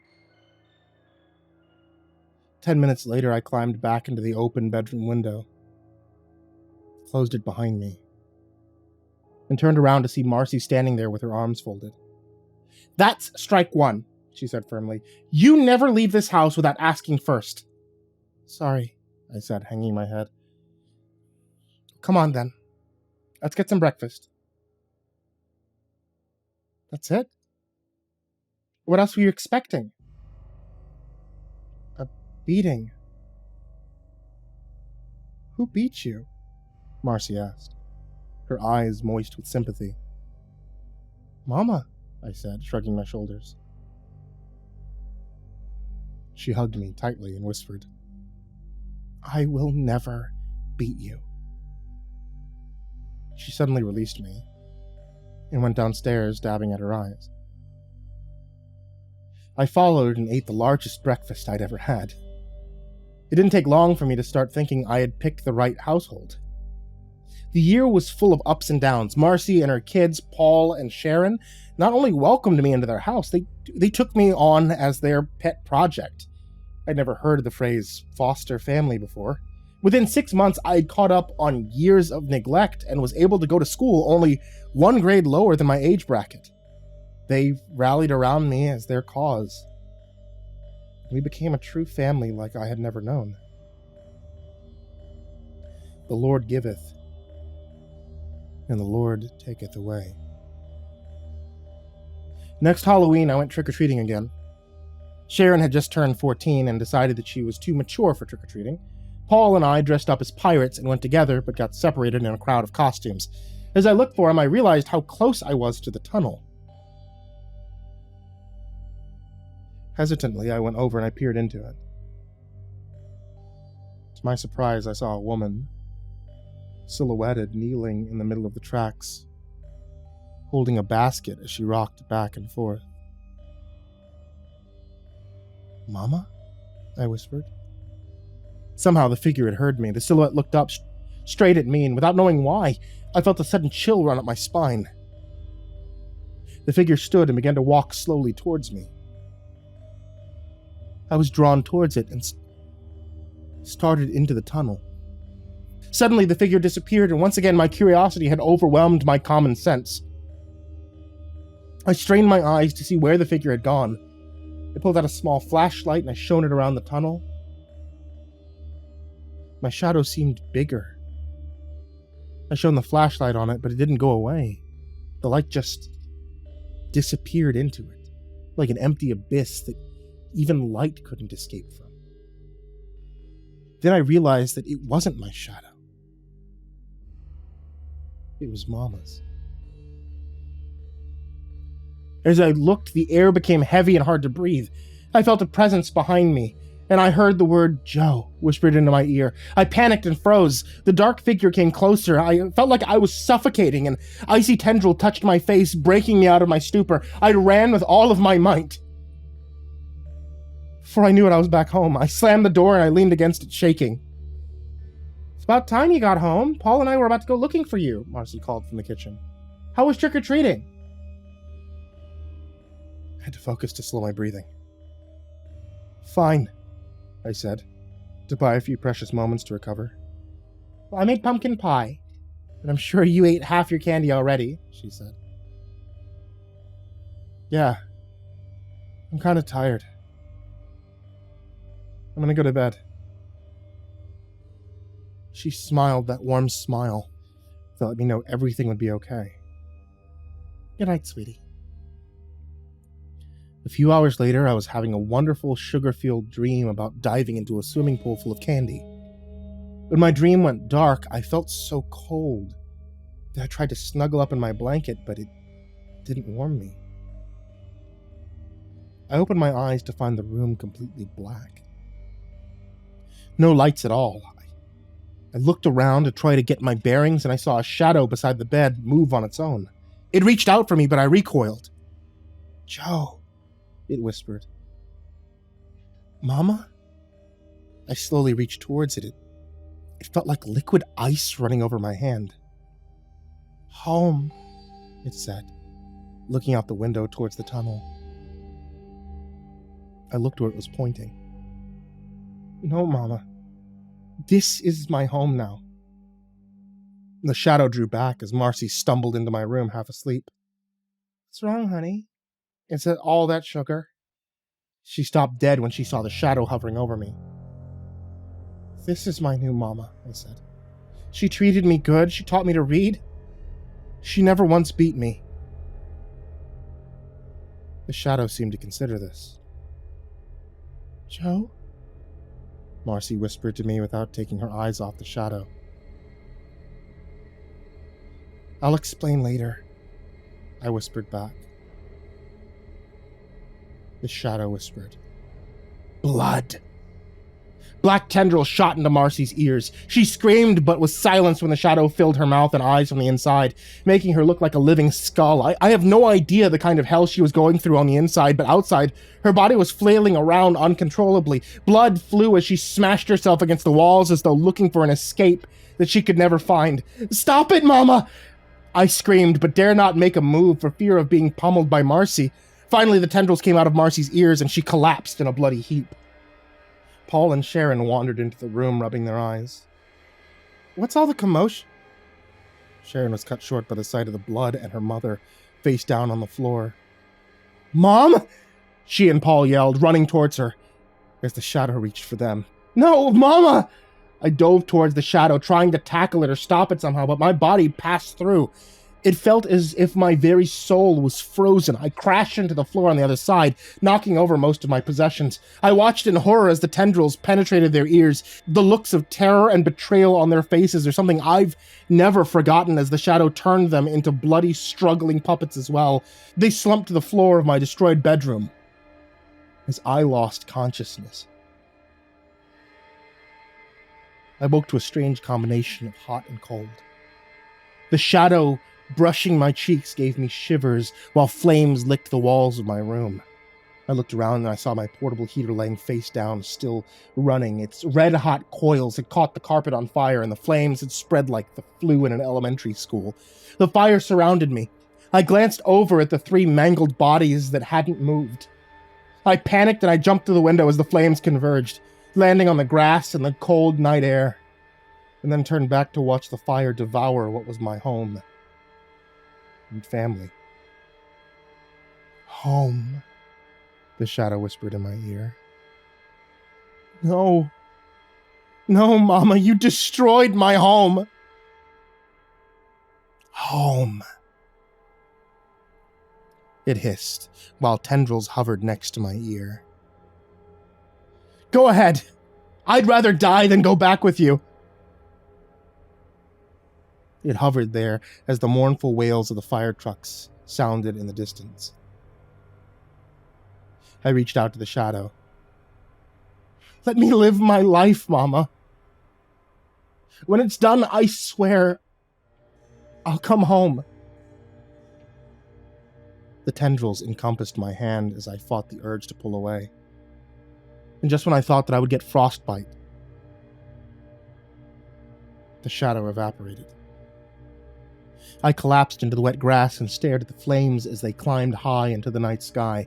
The smell of plastic and wood burning made me feel like my own flesh was burning off my bones, leaving me dead inside. The mournful wail ended as the fire trucks pulled up and bathed the neighborhood in flashing red lights. One of the firemen guided me away from the house, sat me on the curb, and threw a blanket over my shoulders. Slowly, they got control of the fire. An angry orange flame was quenched like my hopes and dreams of a normal life. I watched as 3 gurneys, each holding a body, were wheeled out of what was left of the house. They each bypassed the ambulance and went straight to the coroner's van. I sat silently staring at the ground. Joe? Ted said. My eyes didn't move. They didn't blink. Questions flew from everywhere. The EMT, the sheriff, the judge, the jury. I didn't dare tell any of them the truth. After the trial, Ted drove me to my new home. We pulled up to a huge brick building surrounded by fences covered in razor wire. The sign up front said, Larson Mental Institute. The gate opened and he drove inside. After he parked, he slumped forward against the steering wheel for a moment. Then he let out a long sigh. Look, kid, if you do get better, I'll bring you back. I promise. 4 orderlies came out and took me inside. I'd like to say that my time at the Institute was helpful and productive. I'd like to say that I learned a lot and I came out a better person. I'd like to say that Ted was as good as his word and came to get me when my time was up. As a wise man once said, 2 out of 3 ain't bad. I've written more journals about the other things that have happened to my life. But there's still a little more left to this story. 50 years later. Grandpa, did that story really happen? Emily said, looking up into my face. Of course it did, I said. You calling your grandpa a liar? No, sir, she said. But whatever happened to that boy? He got better, I grew up, got married, had a wonderful family, I said, smiling. Okay, honey, Joe Jr. said. It's getting late. You better get going. Emily hugged me and got down off my lap. Look at me, Grandpa. I'm a princess, she said, twirling in a circle. And a beautiful princess, too, I said. I hope you get a lot of candy this year. Here's some to get you started. Then I put a handful of candy in the little plastic pumpkin she was carrying. She smiled and she kissed me on the cheek, then skipped to the car. Well, we're gonna get going, Joe Jr. said. Lots of trick-or-treating to do. Can't believe she's in second grade already. Where does the time go? Joe Jr. said, looking at his watch. Where indeed, I said, looking at Joe Jr. Are you sure you won't come live with us? Mom's been gone for over a year now. You know, I can't do that. I made a promise. Please, Dad, not this again, Joe Jr. said, putting his face in his hands. I thought they cured you of this at the Institute. Aren't you taking your meds? I smiled. There was no warmth in it. Son, they can't cure my problem with medication. I pulled out a pocket knife and I started to whittle. Joe Jr. just bowed his head in resignation. Okay. Love you, Dad. I love you too, son. Emily waved as they drove their new SUV over the dirt road that crossed the tracks and started the long, winding trip towards town. I watched them go as I whittled absently. The red, orange, and yellow leaves had given way to the dull browns. Soon, winter would rear its ugly head. I smiled as I looked at the empty wood pile with complete lack of concern. My jaw clenched as the air around me grew heavy. A shadow appeared in the chair. I continued to whittle, trying my best to appear as if its presence didn't disturb me. The shadow reached its hand over and gently laid it on top of mine. Home, it whispered. Yes, Mama. I'm home. I smiled, ignoring the chills that shot up my arm. Sat down on the piece of wood I'd been carving into a train engine, picked up my pipe, packed it with tobacco, and lit it. I took a long drag on it, and I watched the match continue to burn. The flame seemed to mesmerize me, as if staring at a microcosm of my entire life, in a tiny, glowing chemical reaction. I barely ever smoked, but today was different. Today was a special day. As the flame burned down to my fingers, I dropped the match on top of the pile of whittled wood shavings. And then I got up and I went inside. The recommended dosage of my sleeping pills was 2 as needed. I took 2 dozen and swallowed them with a glass of water. As I write these last words that I ever will write, I just wanted to say a few goodbyes. To Ray, thank you for sacrificing your life to save mine. To Ted, thank you for giving me a new one. And to Mama, burn in hell, just like I will. I laid down on the old worn cot and looked around the cabin one last time. Night, Mama, I mumbled to the shadow. The shadow caressed my face, causing me to shiver. I laid my notebook down, set it in a bucket, and placed a blanket on top of it. Fire crews worked through the night to control the blaze before it became a full-blown forest fire. Once it was out, they investigated the cause. They found the remains of the cabin and the remains of Joe. The fire had started on the front porch beside what was left of a wooden chair. There wasn't much left to identify except for a notebook that had been covered up in a bucket. That very same notebook that I'm reading the story from. As they searched, they also found 2 graves. One was freshly dug and empty. The markers were barely burned, but still legible. The first one said, Mama. And the second marker said, Joe, followed by a short passage. Death, where is thy sting?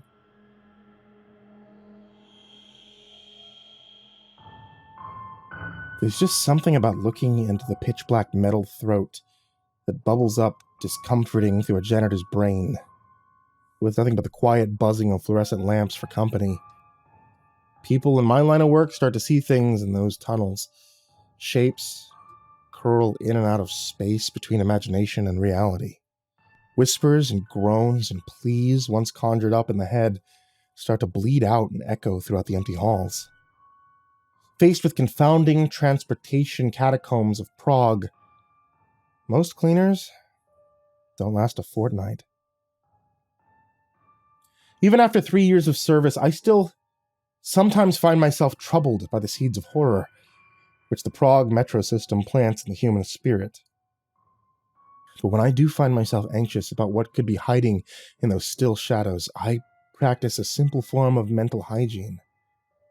I close my eyes. I take a deep breath. I imagine myself standing in my janitorial overalls in the center of my soul. All of my fears about the subway tunnels, be they fevered visions of tentacles reaching out from the darkness or echoes of primal grunts coming from the gullet of the underground, they all become droplets of grime that I have to clean. I distill all of my fears, all of my anxieties, all thoughts which I do not want into dirty footsteps on the floor of my soul, and then I put down my mop and I move it back and forth, back and forth, back and forth. And sooner than you could say soap, the station is clear. The morning commuters are shuffling down the escalators, and I get to reemerge into the Prague sun with a newfound energy and a sense for a job well done. Instead of suffering with dark dreams that the Prague subway system weaves into reality, I would spend each night gliding along those dirty tiles in a meditative mop-based trance. With a bit of focus and some breath work, I thought that I had managed to tame any amount of discomfort that the mysteries of the metro might cause me. For 3 calm years, my system had worked. But last week, it all began to fall apart. Mr. Vorlik was a good boss. One of those people who are so quick with a joke and so full of cheer that one starts to wonder whether they aren't a highly functioning alcoholic. Yet when he called me into his office to talk about my new work placement, there was nothing but sorrow in his eyes. The ugly sister of Prague's main railway depot was the station I was assigned to clean for the next month.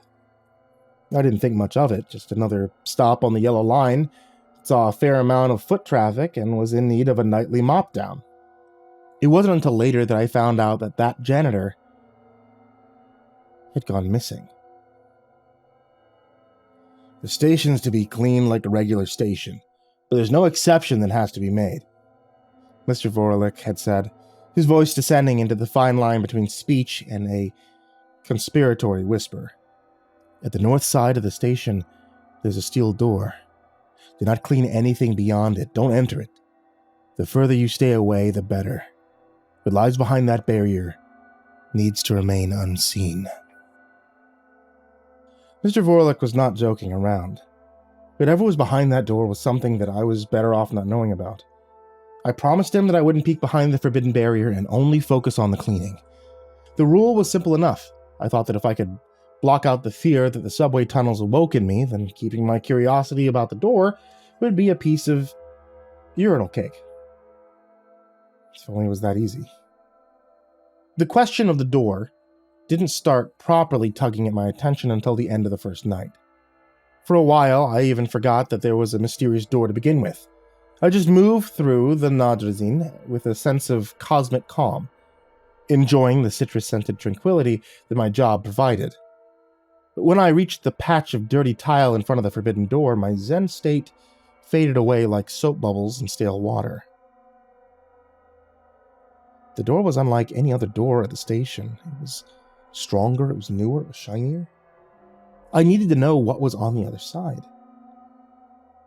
But I reminded myself that a true janitor doesn't require knowledge of anything but himself. I reminded myself that people often get lost in speculation and worries and memories of the past. I reminded myself that none of these things mattered. I closed my eyes, I grabbed my mop. The floor of my soul was covered with the muddy questions about the nature of the door, but those were questions I was not destined to get answers to. Those were questions that needed to be wiped away. I took a deep breath, and I moved my mop back and forth, back and forth, back and forth. The possibilities of what could be hiding behind the steel door still chipped away at my concentration. But by the time the first subway rumbled in, the station was clean and I was free to go home. First nights were always the hardest, I convinced myself. Going forward, I'd be able to remind myself that I'd resisted the pull of the unknown once, and that would give me the strength to do it again. I thought that the lore of the forbidden would become a manageable part of my workday, that things would get better from that point forward. I was wrong. The first night at the Najazine was a sea of tranquility compared to what was going to come. To my disappointment, the temptation was still there on the following night. It took significant mental energy and more deep breaths than I care to admit, but I managed to clean the floor outside of that elusive steel passageway without looking up. With the patch of tiling that neighbored my obsession out of the way, I moved over to the other side of the station, hoping that being farther away from that door would soothe my mind. It didn't. Within half an hour, my mop had made a direct line through the station back to the steel temptation. Yet as I arrived at the forbidden door, something gave me pause. In the freshly cleaned tiles, the same tiles that I had desperately scrubbed away while trying to ignore the burning curiosity in the pit of my stomach, was a set of muddy footprints that led directly to the door. I dipped my mop in my bucket and prepared to wipe up the mysterious grime, but before my arms could push the mop across the footsteps, they revolted. I found myself touching the handle of the door. Without thinking, I pushed down. For 2 nights, the promise of entering the door had haunted me, but I never checked if it was unlocked. It wasn't. Even if I wanted to enter the forbidden passage, I couldn't. It was locked. Took a deep breath. I tried not to be angry with myself. My lapse of self-control was in the past, and the only thing that mattered for a clean mind was the present. Cleared my head of all thoughts, put down my mop, and moved it back and forth, back and forth, back and forth. The usual rays of the morning sun were nowhere to be found when I emerged from the station. Dark clouds had gathered above Prague. A thick, frigid rain was cleansing the streets. As I shivered in the cold, waiting for my bus home, the question of the footsteps kept my jaw clenched. I needed to know. There was no tranquility the next night. I found my mind wandering constantly. The amount of cleaning that would take me an hour on a good day dragged on into half of my shift. The thoughts came with aggressive regularity. Every time I found my mind on the edge of that quietude that had become my steady companion for the past 3 years, the questions would emerge. What was behind that door? Who had dirtied the tiles of the station with their footsteps? Why was I not allowed to investigate? It was as if someone was running through my soul with a wastebasket full of shredded secret documents. I was a janitor. I was meant to clean them away and do my job, but I was also human. I wanted to sort through all the garbage and construct an image that was not meant for my eyes. After what felt like an eternity of waging a war within myself, I finally caved in. I decided on a compromise. The patch of tile outside of the door deserved an extra wash, and while I was there, I could indulge in a bit of investigation. Entering the door was forbidden. Mr. Vorlik had never said anything about listening to what was on the other side. When I arrived with my mop and bucket, there was another set of footsteps leading to the door. I didn't even bother cleaning them up. Leaving my soapy bucket behind, I tiptoed over to the door and pressed my ear against it. I desperately hoped that getting a hint of what could be on the other side would satiate me, that I could return back to my calm job with a morsel of information safely in the pocket of my suspenders, but that hope was misguided. The cold surface of the door revealed nothing.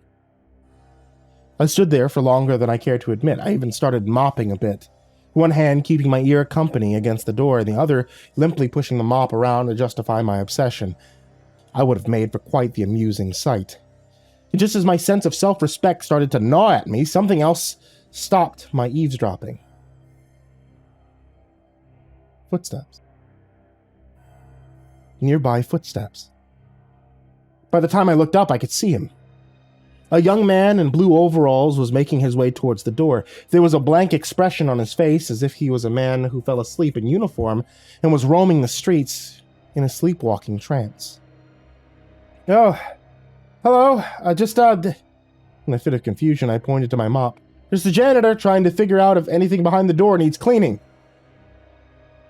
The man in the overalls didn't acknowledge me. Wordlessly, he walked past me, he opened the door, and entered the dark unknown beyond. All that he left behind was a set of footprints, wet from the rain outside. I wish I could say that I remembered Mr. Vorlich's solemn face, or that I thought about cleaning up the trail that the quiet stranger had left behind, but I didn't. Without a second thought, I shoved my mop into the closing door, and I entered the dark hallway. It took my eyes a couple seconds to adjust to the dimness of the corridor, but his footsteps were easy to follow. I held onto the mop tight. If the man asked me what I was doing behind the forbidden door, I planned on feigning ignorance and playing the role of the innocent janitor who was just looking for things to clean. But the man never turned around. He never questioned me following him. He simply made his way down the hallway. The comforting scent of my cleaning supplies was gone. Now was a smell of burnt food lingering in the air. A freight elevator stood at the end of the hallway. Its floor looked like it wasn't washed for a month, if ever. Really dirty floor. "Good thing I'm a janitor," I said, hoping to strike up a conversation. The man ignored me and ordered the elevator to move. With a rusty groan, we descended below the Nadrazine.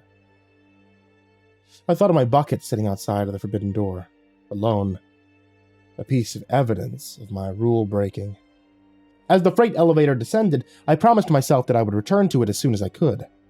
I also promised myself I would mine as much information from the stranger to ensure that I wouldn't abandon my bucket again. So, if a humble janitor may ask, "Where's this elevator going?" The man didn't respond. He remained at the elevator controls as if I didn't exist at all. Now, I'm not an angry person. Whenever I find myself frustrated, I just imagine whatever's irritating me as a particularly dirty staircase. It might take time to restore the stairs to their intrinsic cleanliness, but with enough calm mopping, the problem will disappear. Yet as I stood there, in that elevator, the strands of my mop caked in grime, I had no patience for staircases. You know, it's really rude to pretend someone doesn't exist. I'm just a friendly janitor trying to make conversation. Least you can do is acknowledge me, I said, with considerably more anger than I had anticipated. This time the man did respond, but he didn't speak.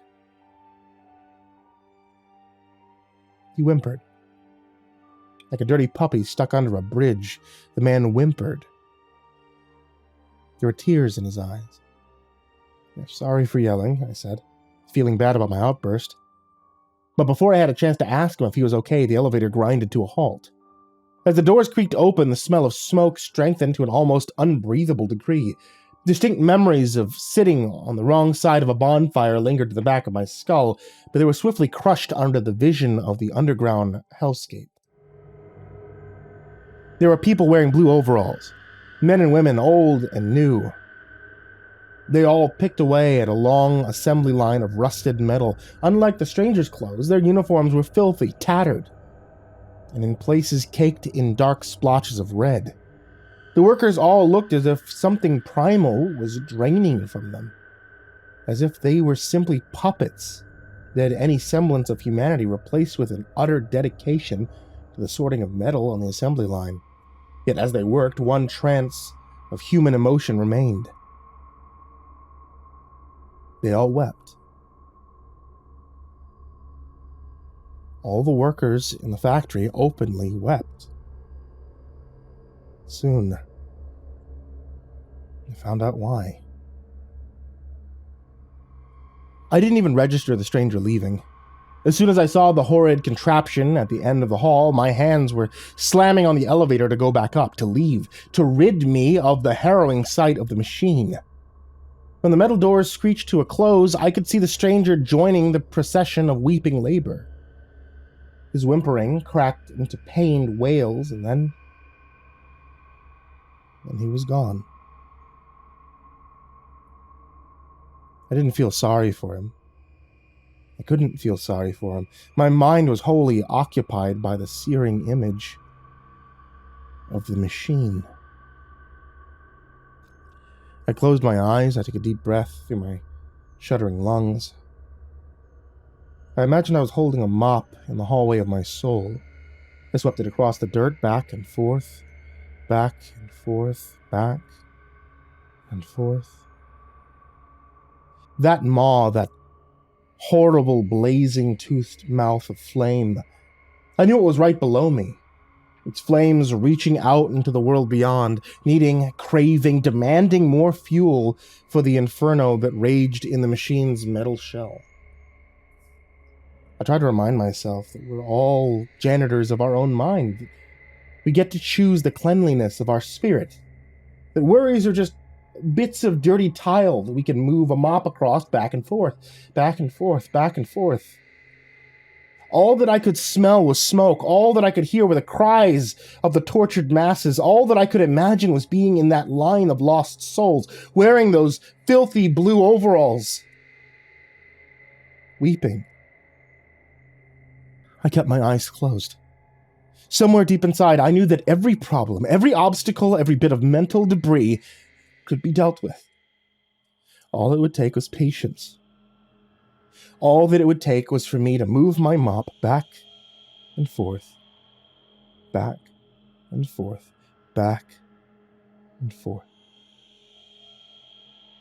By the time the freight elevator reached its destination, the bristles of my mop had turned a pitch black. I usually care about the state of my equipment, but I didn't then. All I wanted to do was to get as far away as possible from that infernal sight. The mop turned my bucket the color of the darkest night. Once I caught my breath, once I had made enough peace with what burns beneath the nadrazine to get my legs back under my control, I emptied out the bucket and I refilled it with fresh water. It took 3 more buckets and a good helping of my sanitation supplies to make the mop clean enough to use, but the images that had been seared into my mind still burnt with a stifling intensity. Mr. Vorlich was right to warn me. What exists beyond that door was never meant to be seen. But now that it has been seen, now that I'm aware of the horrible contraption hidden beneath the nadrazine, I find myself at a loss of what to do. The best idea I had was to chronicle my story in this sleepless corner of the internet, to hope that someone could explain why such a horrible machine would exist. But I know that what I have seen is beyond explanation. The inner world of my soul is a burning garbage fire. Every thought that I have is shrouded in the smoke of that horrible contraption. I don't know how to carry on, but I know that I have to. My mind is a prison of white-hot, jagged metal, and yet I still have a job to do. I've been in the Prague janitorial service for 3 years. I never left a station unclean. I have to close my eyes and I have to take a deep breath. Some doors are meant to remain locked, some questions are meant to remain unanswered. There's enough mystery in the world to drive any janitor insane, but even in a universe of chaos, a clean mind can still exist. The floors of my soul are covered in black grime, and my head spins with the memories of the stifling smoke, but I have control over my spirit. It might take a long time. It might take a lot of effort. But with enough focus and enough effort, a clean mind can be achieved. All I need to do is to take my mop and move it back and forth, back and forth, back and forth. And hopefully, one day, I'll escape the visions of the machine.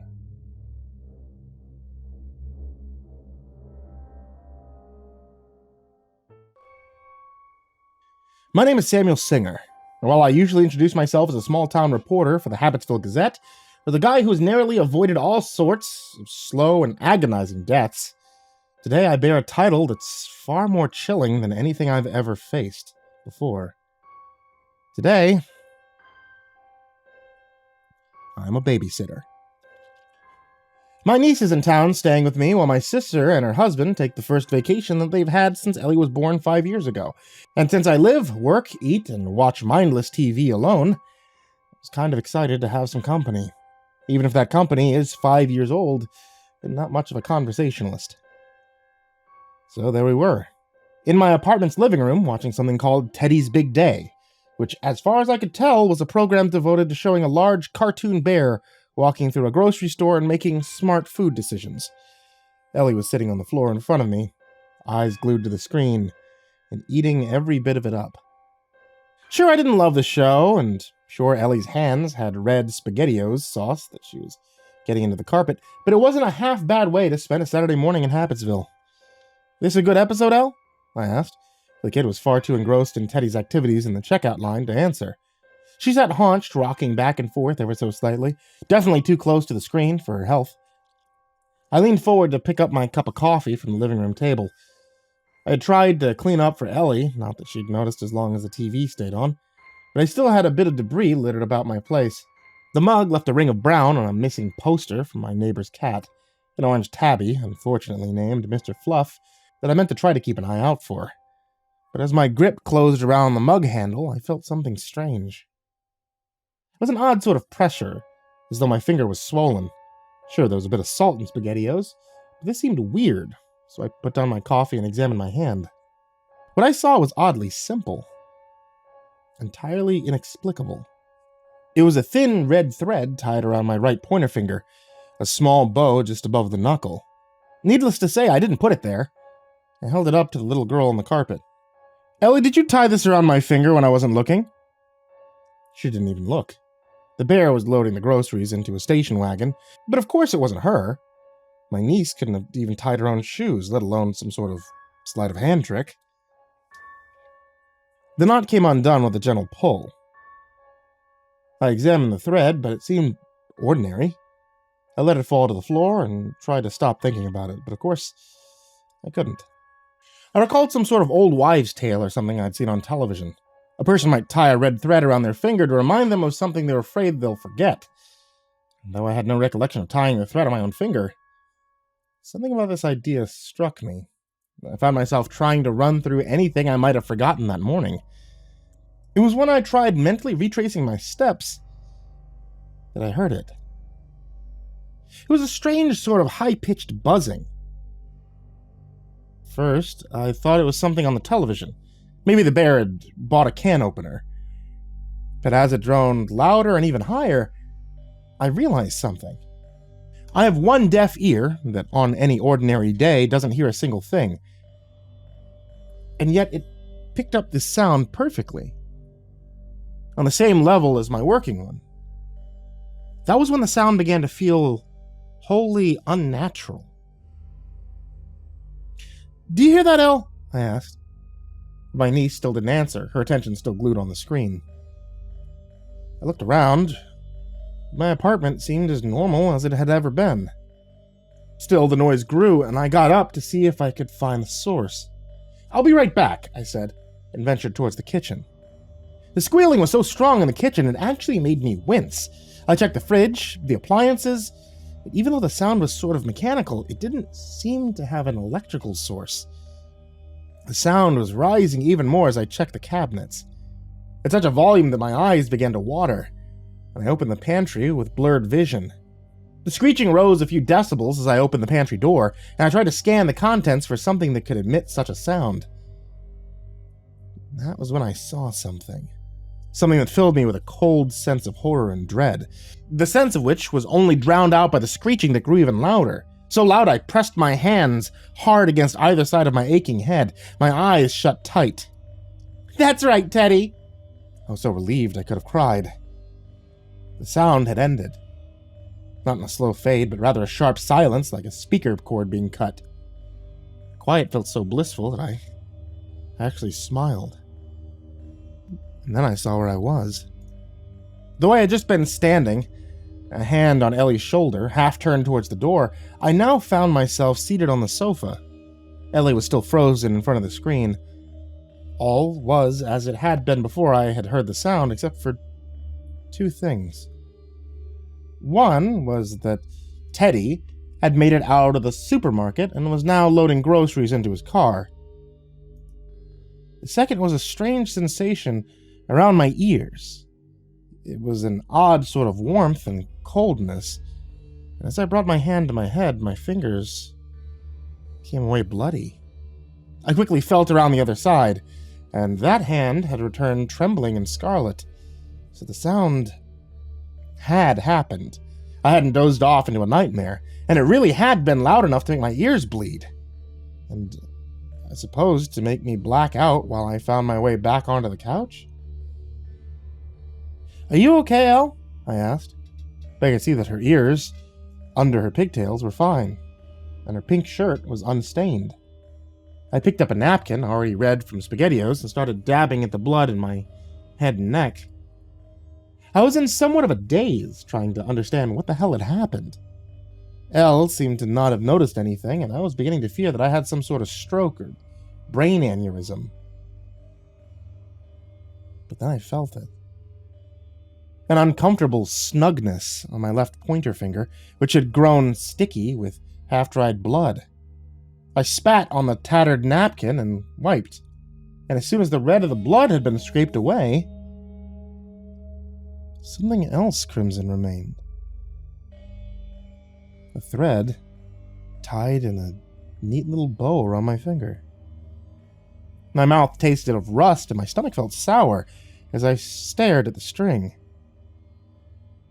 The glow of the television flickered just behind it. There was only one meaning that felt right, even if it didn't make sense.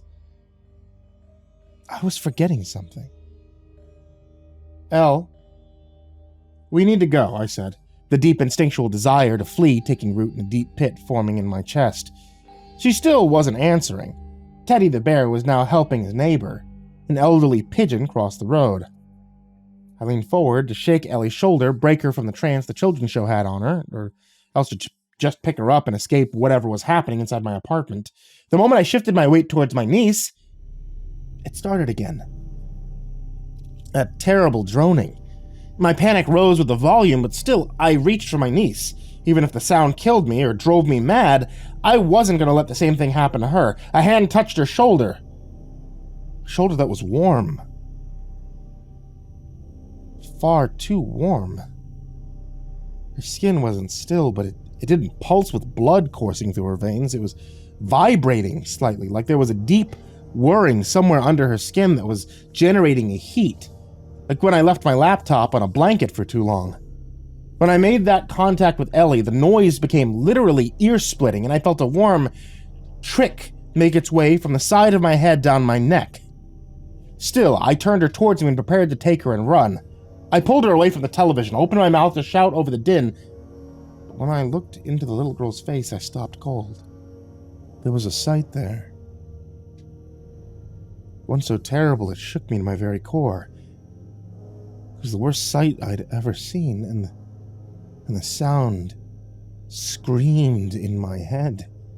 I shut my eyes tight. "Way to go, Teddy!" I blinked. It was quiet.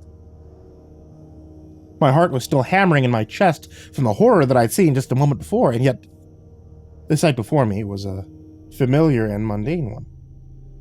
I was sitting on the couch. Teddy the bear was on the television learning Basic Addition from a cartoon rabbit, and my niece, Ellie, was seated on the floor, her back to me. Only there was something not right about all this. I could remember the feeling of being scared, but when I tried to remember what of, there was nothing. I grabbed Ellie's shoulder, turning her around, and now here I was. My hands were sticky scarlet. I could recall the sound, the pain, the 2 times before I had found myself back on this couch without a memory of sitting down, and yet that last sight, as well as whatever I had seen inside the pantry, had been wiped from my memory. My breathing was shallow with fear, and this time I didn't call out to Ellie. Instead, I slowly and quietly looked down at my hand. Right at the center of my left pointer finger, just above the knuckle, there it was, a red thread, tied into a neat bow. I was forgetting something. I was frozen in my seat. I didn't dare move, in case the sound started up again, and I found myself waking up to the same cursed sight. I was racking my brain, trying to remember what I had seen. It was just there in the corner of my mind, but it was just out of reach. Teddy was on the screen again, eating lunch. It was a sandwich. I couldn't stay there forever. I risked some movement, inching across the sofa cushion. As I did, I could almost see Ellie's face, the last thing I remembered looking at before I found myself on the couch again. As I shuffled, terrified of giving myself away to whatever mysterious force was making the screech, the glow of Teddy's big day making my stomach turn, I had a curious thought. It wasn't just what I had seen when I had turned Ellie towards me and that I couldn't remember. I couldn't remember what Ellie looked like at all. Sure, I knew the back of her head. I'd been staring at it all morning. I knew she had her hair in pigtails, that she had a pink shirt. But her face was nowhere in my memory. My heart beat faster with fear. The sound had made me black out the moment I got into the couch every time. But I didn't think it could be taking more memories from me. I stopped moving on the couch. It wasn't just that I couldn't remember Ellie's face this morning. I couldn't remember it from last night either. In fact, I couldn't recall the moment she arrived at my apartment, my sister dropping her off, tucking her in, none of it. Like it never happened. It was then, on the edge of the sofa, the instant that I could make out the front of Ellie's face, that I remembered what I had seen in the pantry. It had been 2 untouched cans of SpaghettiOs, and the mangled remains of something small and meaty, all that was left of which was bits of fat and splintered bone, a few tufts of orange fur stuck to a collar that read Mr. Fluff, sticky from blood, thick and red as tomato sauce. The sound struck me for only a moment, and then I was gone. "Good night, Teddy." I was sitting in the center of the couch. On the screen, a bird with a monocle was tucking Teddy into bed. The moon grinning outside his window. I could feel the thread around my finger without even looking at it. The shape of Ellie sat in front of me, attention wrapped on the screen. Until the moment Teddy's light went out. Then, without anyone touching the remote, the TV went black. I sat in terrified silence as the creature stayed on the floor. Then, as my heart hammered in my aching ears, the shape slowly stood and turned to face me. It looked like a little girl in every way, but one. The face. There, framed by dark pigtails and connected to an ordinary neck, was a concave circle. of metal. It bit deep into the creature's skull, as though the original content had been scooped out, and a chunk of machinery was installed. The circle in the center was webbed and soft, and after a moment I recognized what it was. A speaker. I sat and I stared into the metal shape as it seemed to stare back.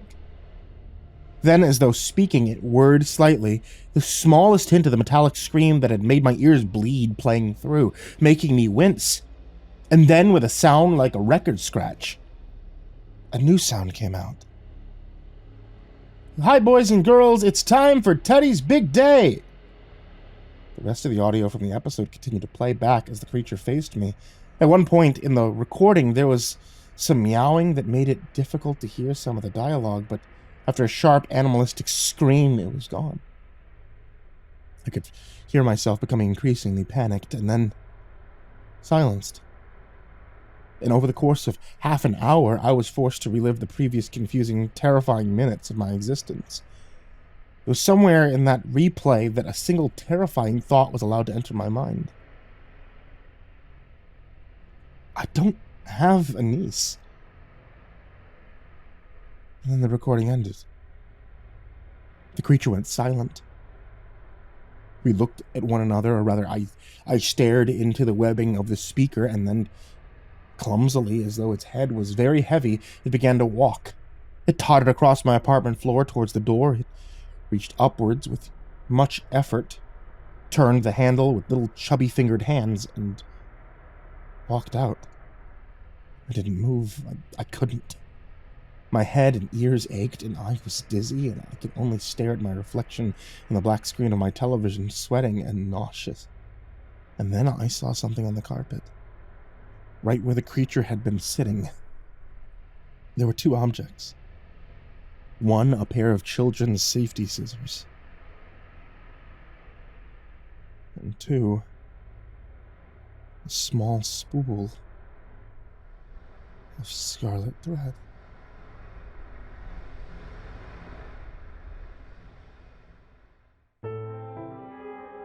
My wife Rebecca is slightly eccentric, and I knew this when I married her.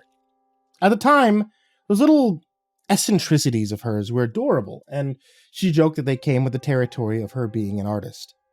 For instance, she was always barefoot in the cold of winter. She said the shoes constrained her.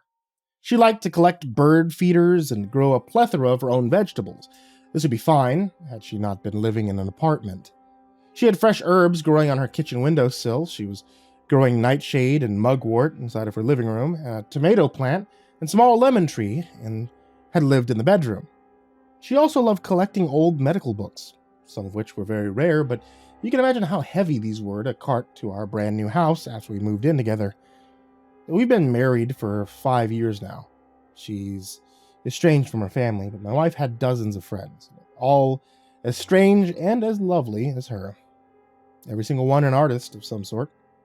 Has worked because we're opposites.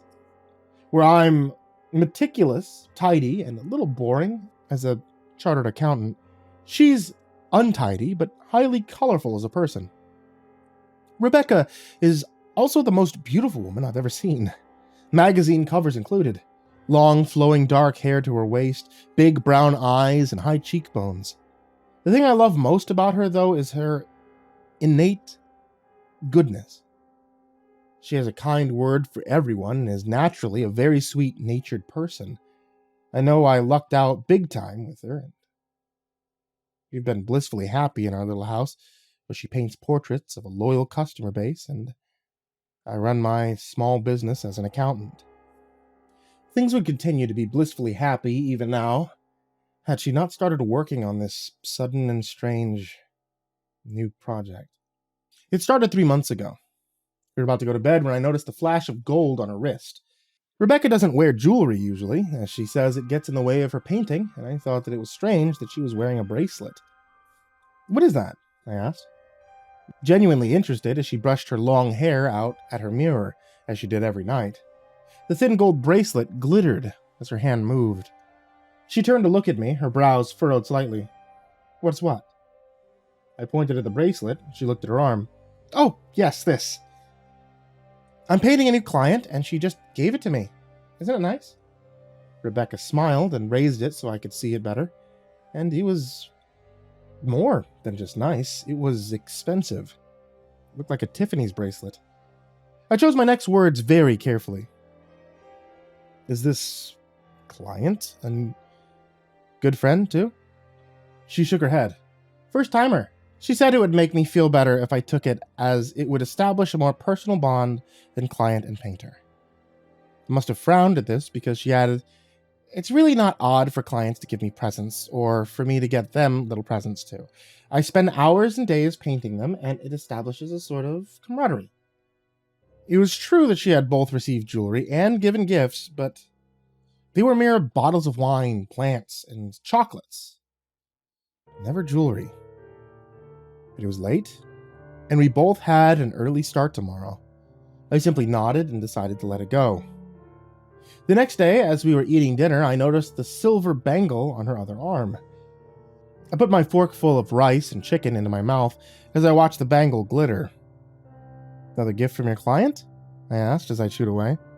She looked up at me, and for a split second, I thought I saw something flit across her face. A strange expression. One that I'd never seen before.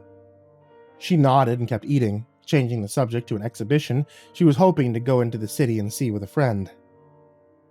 I'm not a jealous man. I love and I trust my wife implicitly. But the fact that she was getting jewelry from an unknown person was unnerving me. Can I meet this client of yours? I asked her, trying to keep my tone conversational. It mustn't have been conversational enough because I've never seen my wife's mood change so fast. Absolutely not, Jackson. I don't ask to meet your clients, do I? Her words were harsh and frustrated and so unlike her. My clients don't give me expensive jewelry as presents, I retorted before I could stop myself. I could see the color rising in her cheeks at this. I'm working on a brand new series of portraits, and it's going to be my best work yet. I would appreciate that you support me through this, instead of trying to intrude. I've already had interest from the National Gallery. Well, this was all news to me. Rebecca always shared her work and her ideas with me. It was unlike her to be secretive. I immediately pushed aside my misgivings about the jewelry and nodded in contrition. Of course, you have my support, always. I'm so proud that you got the National Gallery interested in your work. We should go out and celebrate. I saw her melt slowly at this, a hesitant smile replacing the anger on her face. She took a sip of her wine. It's only interest as of yet. I don't know if they'll take the paintings. This is where I should have pressed her about the project, but I didn't. God help me, I regret it deeply. The jewelry kept accumulating, and my wife's arm was covered in expensive bracelets soon, and Rebecca began to change too. She'd spent late hours inside her studio. I rarely saw her for meals. Some nights she didn't even come to bed. When I did see her, she'd be muttering to herself, words that I couldn't quite make out. One day I saw her staring out of the kitchen window as though in a daze, staring off into the distance. Another day I caught her doing this to a wall. 4 days ago, I couldn't take it anymore. I needed to see what this was and why it was consuming her.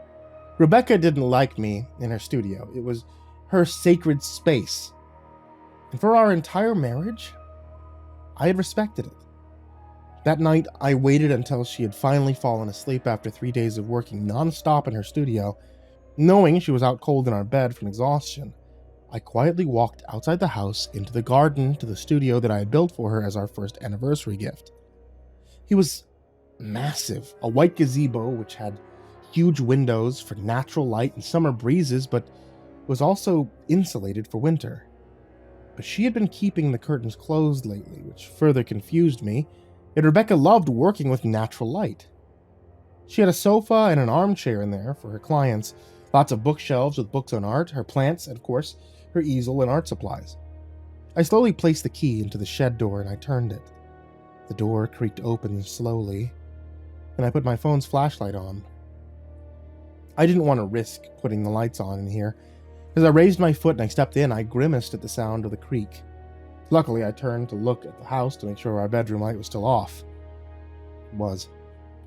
Breathing a small sigh of relief, I moved in and I shut the door behind me. The first thing I noticed was the smell. It smelled like rotten meat. Slowly, I gleamed the light into the room. I saw a series of large paintings, already framed in gold, ornate frames in the corner. I moved forward and took a closer look at them, and I tripped over hard. My phone fell with a clatter onto the floor, and I tumbled onto the floor with a thud. Wincing at the loud sounds, I groaned in pain and fumbled looking for my phone. When I got it in my hand, I rose, and I shone it in the direction of what had tripped me up. A severed head, still bleeding. I muffled a cry when I saw it and staggered backwards, and in doing so, the light lit up the floor. What met my eyes was a horrific sight. Strewn across the floor were more severed heads, limbs, torsos. Everything was so cleanly severed, as though a surgeon had done it. In my horror, I had noticed that the eyes of every single head were wide open, and each face had been perfectly made up. The hair was perfect too. The expressions were all set in various forms of anguish, sorrow, as though frozen in their moment of death and decapitation. In a trance, I walked over to the paintings to look at what my wife had painted. She had left them facing the wall, as though hiding their contents from the world. Trembling, I pulled the first one and lay it against the wall facing outwards so I could look at it. I retched. It was a woman's severed head on a plate, held by her own decapitated body. I was about to leave that hideous studio and run when I noticed it. On the wrist of the decapitated woman in the painting was the first bracelet I saw my wife wearing. Waves to nausea and fury took over me as I finally completely recognized what was happening. My wife was a serial killer. Those bracelets were her mementos. Unable to stay a second longer, I ran out of the studio straight to the bedroom and I threw up. This was 4 days ago. Today I was sitting at the table watching my wife wash the dishes, the bracelets jingling on her arm like a series of quiet death knells. I hadn't been able to sleep or eat since I learned of what was in that studio, what she was doing. I never turn my back when she's around, only watch her carefully. I've been debating going to the police, and I'm afraid what she might do, what she's willing to do to finish this project. Fear has taken over my once blissful life, but nothing made my blood run cold more than what she said to me this morning. This morning, as she placed my coffee before me, she said, "Darling, I just realized I've never painted you." She smiled an odd smile as she sipped her coffee, looking into my eyes. "I should paint you soon." I think she knows. What am I gonna do?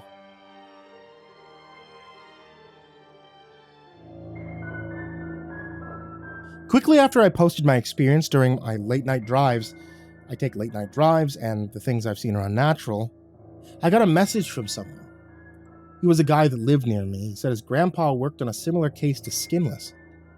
His grandpa was a detective in the 40s. He sent me a page from his grandpa's diary. Fact-checked it. And it's disturbing to say the least. There laid her body. The one we've been looking for a while now. The skin completely removed, stripped from the flesh with careful precision. The white nightgown was soaked completely with blood. Jesus. Smith gagged into a handkerchief. What sort of sick bastard would do this to a poor girl? I barked as my steel-toe boot digged into the hot, sandy dirt. Daniels rushed over and began to swat the buzzing clusters of flies beginning to form on her. Poor Smith was a rookie. Shouldn't have been seeing this. "Maggots?" I asked sharply. "No. Surprisingly, this was recent," Daniels replied in a grim tone. I crouched down by the carcass with my partner and helped him clear away the insects and flip the body over. She was face down. Oh, God. Front was worse. Eyelids and lips completely ripped off, leaving her eyes bulging and her teeth showing like marble pearls in a pile of gore. It's disgusting. It's the most repulsive crime scene I've ever witnessed. Smith! Yeah. Get the coroner and the cleanup crew. We're bringing her in. Okay. Around 30 minutes later, they loaded her up and drove the carcass to the lab. Me and Daniels followed quickly after. We sat in the outside area with a depressing silence filling the air. So, what do you think happened? Daniels asked me, trying to break the blood-soaked ice. Just a sick fuck picking up girls and killing her. Nothing new. Crime of passion? No, it's no relation. Yeah, violent crimes tend to be of passion. When they are this violent, the murderer has no social connection to the victim. What if there was a serial killer? Wouldn't be too surprised if it was. The coroner's assistant popped out of the doorway, a petite girl with soft features, complimenting her curious eyes and freckles. Her name's Allison. Me and her are good friends. Mr. Daniels, Mr. Rivers, you two can come in, she invited in her squeaky and breathy voice. I gave her a pat on the back as me and Daniels strolled into the lab. We saw her, the girl. Her fleshless jaw was agape, and the red midsection was pulled apart into two flaps. There's a lot of cuts and burst blood vessels. The cuts are too clean and deep to be from thorns and the such. She was fighting back. Off the top of my head, I'd say died of blood loss, Allison explained. What are these slashes around the jaw? I inquired, using my pen to tilt the corpse's head. That I can't figure out. We're going to need the coroner for that, but he's on leave. When me and Daniels found her, she was face down in the ditch. The ditch had some rocks in it, especially near her face. Well, if it's from her being thrown face down on those rocks, she would have way more fragments stuck in her face. They appear to be from movement. She was screaming, perhaps, Daniels chimed in. The room was silent. Allison looked at me and Daniels with sudden realization. Her eyes quivered, and I hung my head down low. Made the sign of the cross as Allison gaped in horror. She was alive like this, Allison murmured. It would explain a lot. Streaks on the dress, drag marks of blood, I continued. How long do you think she was still kicking? Daniels questioned hesitantly. 5, 10 minutes, depending on how her wounds were treated before she was dumped. For someone in that much pain, it must have felt like hours. God rest her soul, I sighed. I only stayed for a couple more hours after that. Tried to get out of there as soon as possible. Loathed seeing that body. It unnerved me. I heard they recovered the murder weapon soon after, further down the road. An old butcher's knife.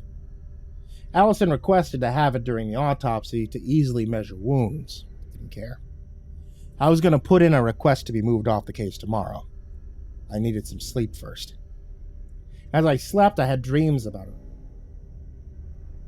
And as I slept, I had dreams about her eyes. Those bloodshot green eyes. Frozen in an expression of pure terror. Out of everything about her body, the hell was so disturbing about those eyes? I suddenly awoken by the phone ringing downstairs. When I awoke, I noticed a puddle of bile festering on my pillow. I'd retched in the night. I groggily got up and stumbled downward to answer the phone. Hello? Rivers? Daniel stuttered in a panic over the phone. What's wrong? You okay? The body's gone. Gone. And so's the knife and... Oh God, Allison... My eyebrows furrowed. What happened to Allison? Someone cut off her face.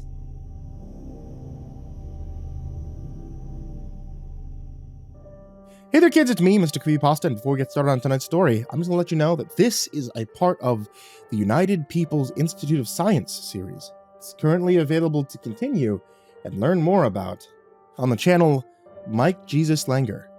You can find a link in the description down below, or you can hit that eye up in the top corner and see more about this story. And now, on to tonight's story. I barely noticed the letter peeking out of the stack of bills. After 6 months of asking for work but never hearing back, I'd given up hope. Yet there it was. A letter from a job I'd forgotten I applied to. Dear Comrade, we're pleased to announce that you've been chosen for the post of groundskeeper at the building formerly known as the United People's Institute of Science. As mentioned in the advert, your daily payments will be sent in cash to your mailing address. You are expected to report for the evening shift tomorrow, 1600 to 400. Due to the history of the facility, we are unable to provide a direct address, but attached is a satellite imagery that will guide your way. Once you reach the edge of the forest, keep on heading north. The foliage around the facility is quite distinctive. Once you see the trees start to wither, you know you're headed in the right direction. In B, surrounding the institute, there is a ditch filled with water. Avoid it. If the water makes any contact with your skin, immediately contact your supervisor. Near the building of the facility, there is a guard shack. This is where you are to spend the majority of your time. If you need to contact your supervisor, there is a phone. There is also a cabinet of tools in case your work requires it. Upon arriving at work, you are to, number 1, ensure the door to the facility is not obscured in any way. If any items have been placed in front of the facility, remove them. If they cannot be removed without the aid of machinery, contact your supervisor. Bolt cutters, a blowtorch, and a crowbar are available in the tool cabinet. Do not contact the supervisor unless you are certain the problem cannot be handled by you alone. And B, do not open the door once it is unblocked. Number 2, search the area for vagrants. If you find any vagrants that are alive and in the vicinity of the building or inside of your shack, instruct them to go inside the facility. Tell them they are entitled to free food and liquor inside. And B, do not follow the vagrants into the facility. In the unfortunate event of a corpse being found on the premises, do not contact the city police. The building that was formerly known as the United People's Institute of Science is not within their jurisdiction. If corpses are found, contact your supervisor. Number 3, return to the shack and monitor the grounds. Once you are certain that the door to the facility is accessible and that no unaccounted individuals are around, you are to return to your shack and monitor the grounds from inside. If anyone approaches the facility without prior warning, contact your supervisor. With the exception of special circumstances, the bulk of your work will be monitoring the grounds between shifts. You are not to leave the workstation for any reason. Any intrusion on the grounds is to be reported immediately. Do not communicate with the potential threat and simply wait for your supervisor to deal with the issue. And B, the city police do not have any authority near the building that was formerly known as the United People's Institute of Science. Do not cooperate. At 23:58, you will hear a siren. This signals the arrival of the midnight shift at the facility. It is your responsibility to verify their identity badges.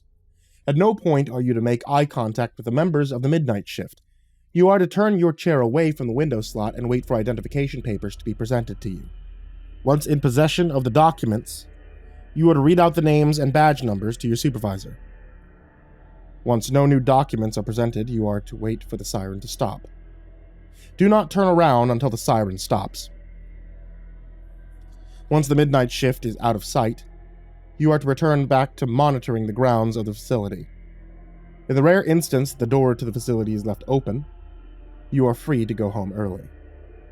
And B, do not under any circumstances enter or look inside of the building formerly known as the United People's Institute of Science. After 0400, you are free to go home. Your wage of 15,000 tenge will be posted to your mailing address. Unless informed otherwise, you are expected to arrive back for work at 1600. glory to the labor. Signed, Custodian Makarov. The directions to my new workplace were heavily censored. Whilst I could make out the street names that hugged the edge of the forest, everything beyond the initial grouping of trees was blacked out with a marker. The rulers and description of the job raised additional questions, but my eyes remained locked on the promise of a salary. That night I went to sleep early, excited about the chance at a life that doesn't involve regular visits to the Ministry of Labor. As I found myself drifting off, however, an odd phrase crept into my mind. Gilimi Kondirji. The building formerly known as the People's Institute of Science was occasionally referred to by this name, but the name would only be uttered in the most select of paranoid circles. The institute was only called Gilimi Kondirji in old wives' tales to terrify children, and by grizzled drunks whose only grasp on reality had slipped beyond help. Back when the Soviets still ruled the country, the People's Institute of Science was a research facility. That was all that was known of it. Somewhere around the early 2000s, there was hushed news of Russian soldiers traveling in the woods. But that information seemed to be more connected to the constant speculation about the Institute rather than any factual evidence. Whenever the Institute was mentioned, people spoke of forbidden knowledge and vengeful spirits. But I never considered myself particularly superstitious. For a moment, the thought of the stories behind it stirred me in my bed. Even thinking of the name disturbed me. Yet soon enough, memories of the Ministry of Labor washed out the thoughts of abandoned science facilities. Every 2 weeks, I was required to appear at the ministry to reiterate my inability to find work. Every 2 weeks, I had to meet with the same angry clerk. The man had a very peculiar mole right above his mouth. Whenever he would berate me, the strange piece of flesh would bounce above his lip, like a destructive basketball trapped in an office. With hopes of never visiting the Ministry of Labor again, I drifted off to sleep. Last Christmas, my mother bought me a thermos and a sandwich press. When I left the house for my new job, the air had sharp, cold teeth. Yet the hot thermos and fresh toasted ham and cheese sandwich provided me warmth. That warmth slowly grew to a need to call my mother, to tell her about my new job, to thank her for the gifts and care. But by the time I picked up my phone, I was out of signal range. The forest had no coverage. Even if there was signal, I would have to wait for my mother to call me back. My phone has long been without credit. All that I could use it for is sending call requests, accepting calls, and bulk loading Reddit posts off my neighbor's Wi-Fi. I made a mental note to call my mother after my first shift and kept on walking through the forest. Even though each breath of the frigid air pained my lungs, there was a semblance of tranquility in the woods. Aside from my footsteps on the leaves and the occasional crackling twigs, the universe was completely silent. No birds, no wind, no wildlife, just the forest and me. Then a screaming foreigner ran down the forest path. The man wore a heavy motorcycle jacket and would have looked intimidating in the dim lighting of a roadside bar, yet in the middle of the forest he looked utterly absurd. I didn't understand a word that he was yelling at me, but that didn't dissuade me from screaming even louder. For a couple of minutes I tried to figure out if he needed something, if he was lost or hurt. But it quickly became apparent that our language gap couldn't be crossed on a timer. Not wanting to be late for my first day at work, I pointed the way to the nearest road and bid the man goodbye. Sure, the right thing would have been to make sure the guy was all right, but I wanted to make a good first impression at my new job. I wanted to keep my new job. For a moment, the lush green forest around me started to trouble me. Was I going in the right direction? The forest just seemed like a regular forest, no change in the foliage, no Soviet science facility in sight. I checked the time on my phone every 2 minutes, but then my mind calmed. Trees in front of me started to grow sickly. The bushes shed their leaves and turned into tortured wooden grasps. Soon enough, the forest around me turned gray and dead. The foliage around the facility is quite distinctive. I was on the right track. The trees grew progressively thinner and bent until there was none at all. It was as if the big cement block that lay in front of me had seeped out every ounce of life from the land around it. The building that was formerly known as the People's Institute of Science stuck out of the dead earth as if it was a tombstone of an inhuman corpse, like a metallic crown of lenses. A mess of spotlight sat on top of the institute, The eyes of the electric lanterns were dim. I felt as if they were all looking at me. Nearby was the guard shack the letter had mentioned. I breathed a sigh of relief. It was exactly 0700. I confidently walked into the shack, prepared to make a good impression on my supervisor, yet the shack was empty. I was alone. For a couple of minutes I waited by the phone, expecting some sort of phone call to make sure that I'm at work, but when no one came, I decided to do the actual work I was being paid for. Just as the letter had said, there was a ditch filled with water surrounding the building of the Institute. The moat stank of old socks, and something seemed to be moving in the water, but it was easy enough to jump over and ignore. I took a walk around the concrete block and didn't find any vagrants, dead or alive. The big double door to the facility, however, had a metal lock on it. The thing was clapped on tight, but the bolt cutters on the tool cabinet made quick work of the fixture. I walked a couple more circles around the facility to check for vagrants, and then I went to the guard shack. It was 1640. I still had nearly 7 hours of doing nothing until midnight. I started to search the shack for the supervisor's number, just so I would be prepared if the need arose. I did not find it. After closer inspection, however, I realized the number wouldn't be much use anyway. The phone had no dial pad, it was just a black box with a receiver. Out of curiosity, I picked up the phone. "What is the nature of your emergency?" A female voice strained through the static asked. I explained there was no emergency and introduced myself. A couple of seconds into my introduction, the voice cut me off. "Monitor the facility grounds until you hear the siren. Only contact your supervisor in case of emergency or to verify documents." Then she hung up. The receiver did not go silent, however. A strange electric hiss started to grow on the other side. It was as if the static itself was trying to repeat the woman's words, as if the strange misfires of circuitry were trying to achieve sentience. I hung up the phone. It was making me feel uncomfortable. I spent a good chunk of the time staring at the open field of the Institute. The stillness of the silence, it was all sort of calming. But then I got bored. By the time the sun set and the spotlights of the Institute lit up, my phone battery was at 50%. I was hopping back and forth between browsing through interesting Ask Reddit threads and gazing out at the cement structure. The things on my phone were interesting to read, but looking out at that perfectly square construction in the woods, sensing the way the light fixtures slowly followed me through the shack, it was all quite hypnotic. My job was tranquil, and the promised pay was good. As I sat in the shack, I found myself drifting off to daydreams. I was never going to see the clerk with the mole again. I could pay off all my debts. I could date. In my mind, a new future was starting to manifest. The siren quickly chased it out. The shrill sound coming from the wall startled me, but I got into position as quickly as I could. I placed my chair against the window and stared at the wall. I would do as the letter told me to do, keep my eyes to myself and just read out the documents. The siren eventually quieted down into a low buzz. The lights on the facility went dim. Only the small light in my shack kept the darkness at bay. Outside, staggered footsteps approached. I hoped that I could strike up some conversation with the members of the midnight shift, and maybe better my chances of securing steady employment, but these people did not speak.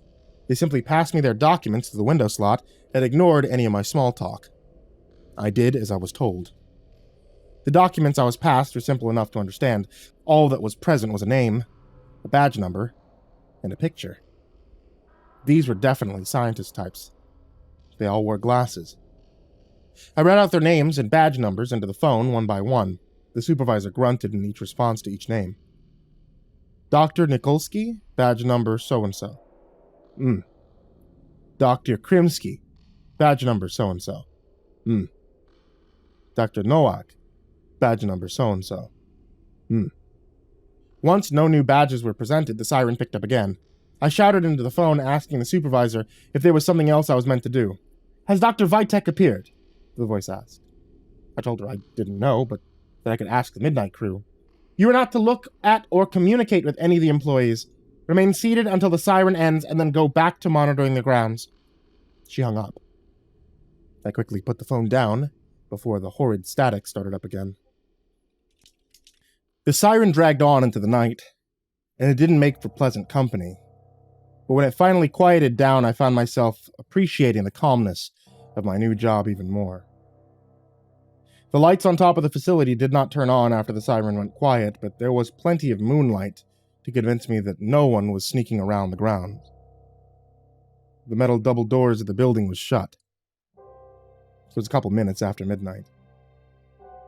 I finished reading the rest of the post I had saved on my phone and ate the sandwich I was too nervous to eat before.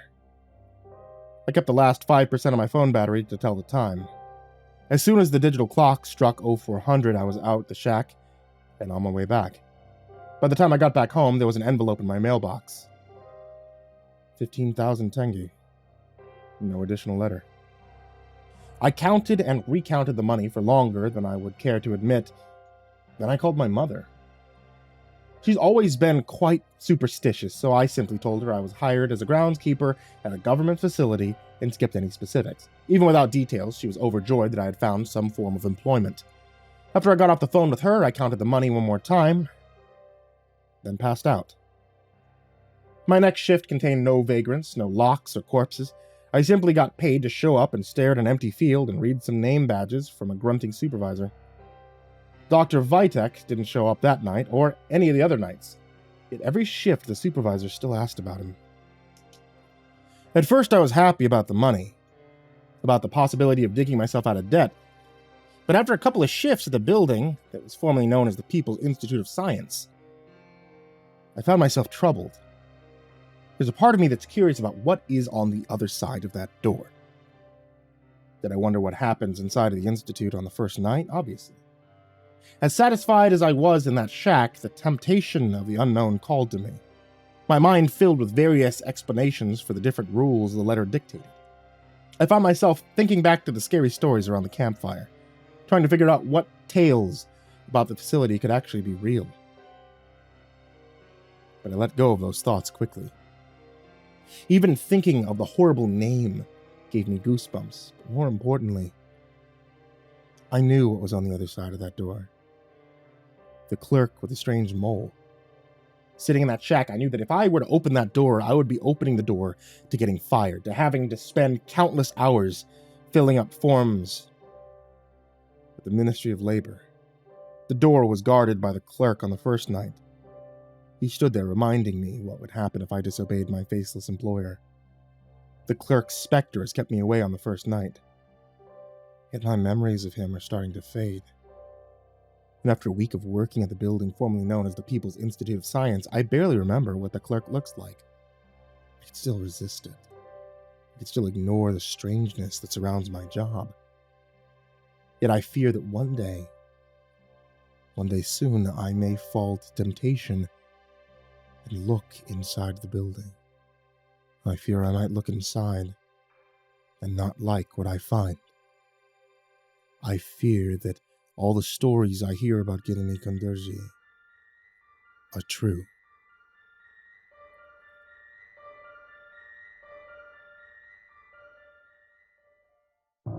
Hey there kids, it's me, MrCreepyPasta. I want to tell you thank you so much for watching today's video on YouTube or listening to today's episode of the podcast on the podcast. For those of you guys who like listening to me here, maybe you like listening to me do behind the scenes shit, stuff.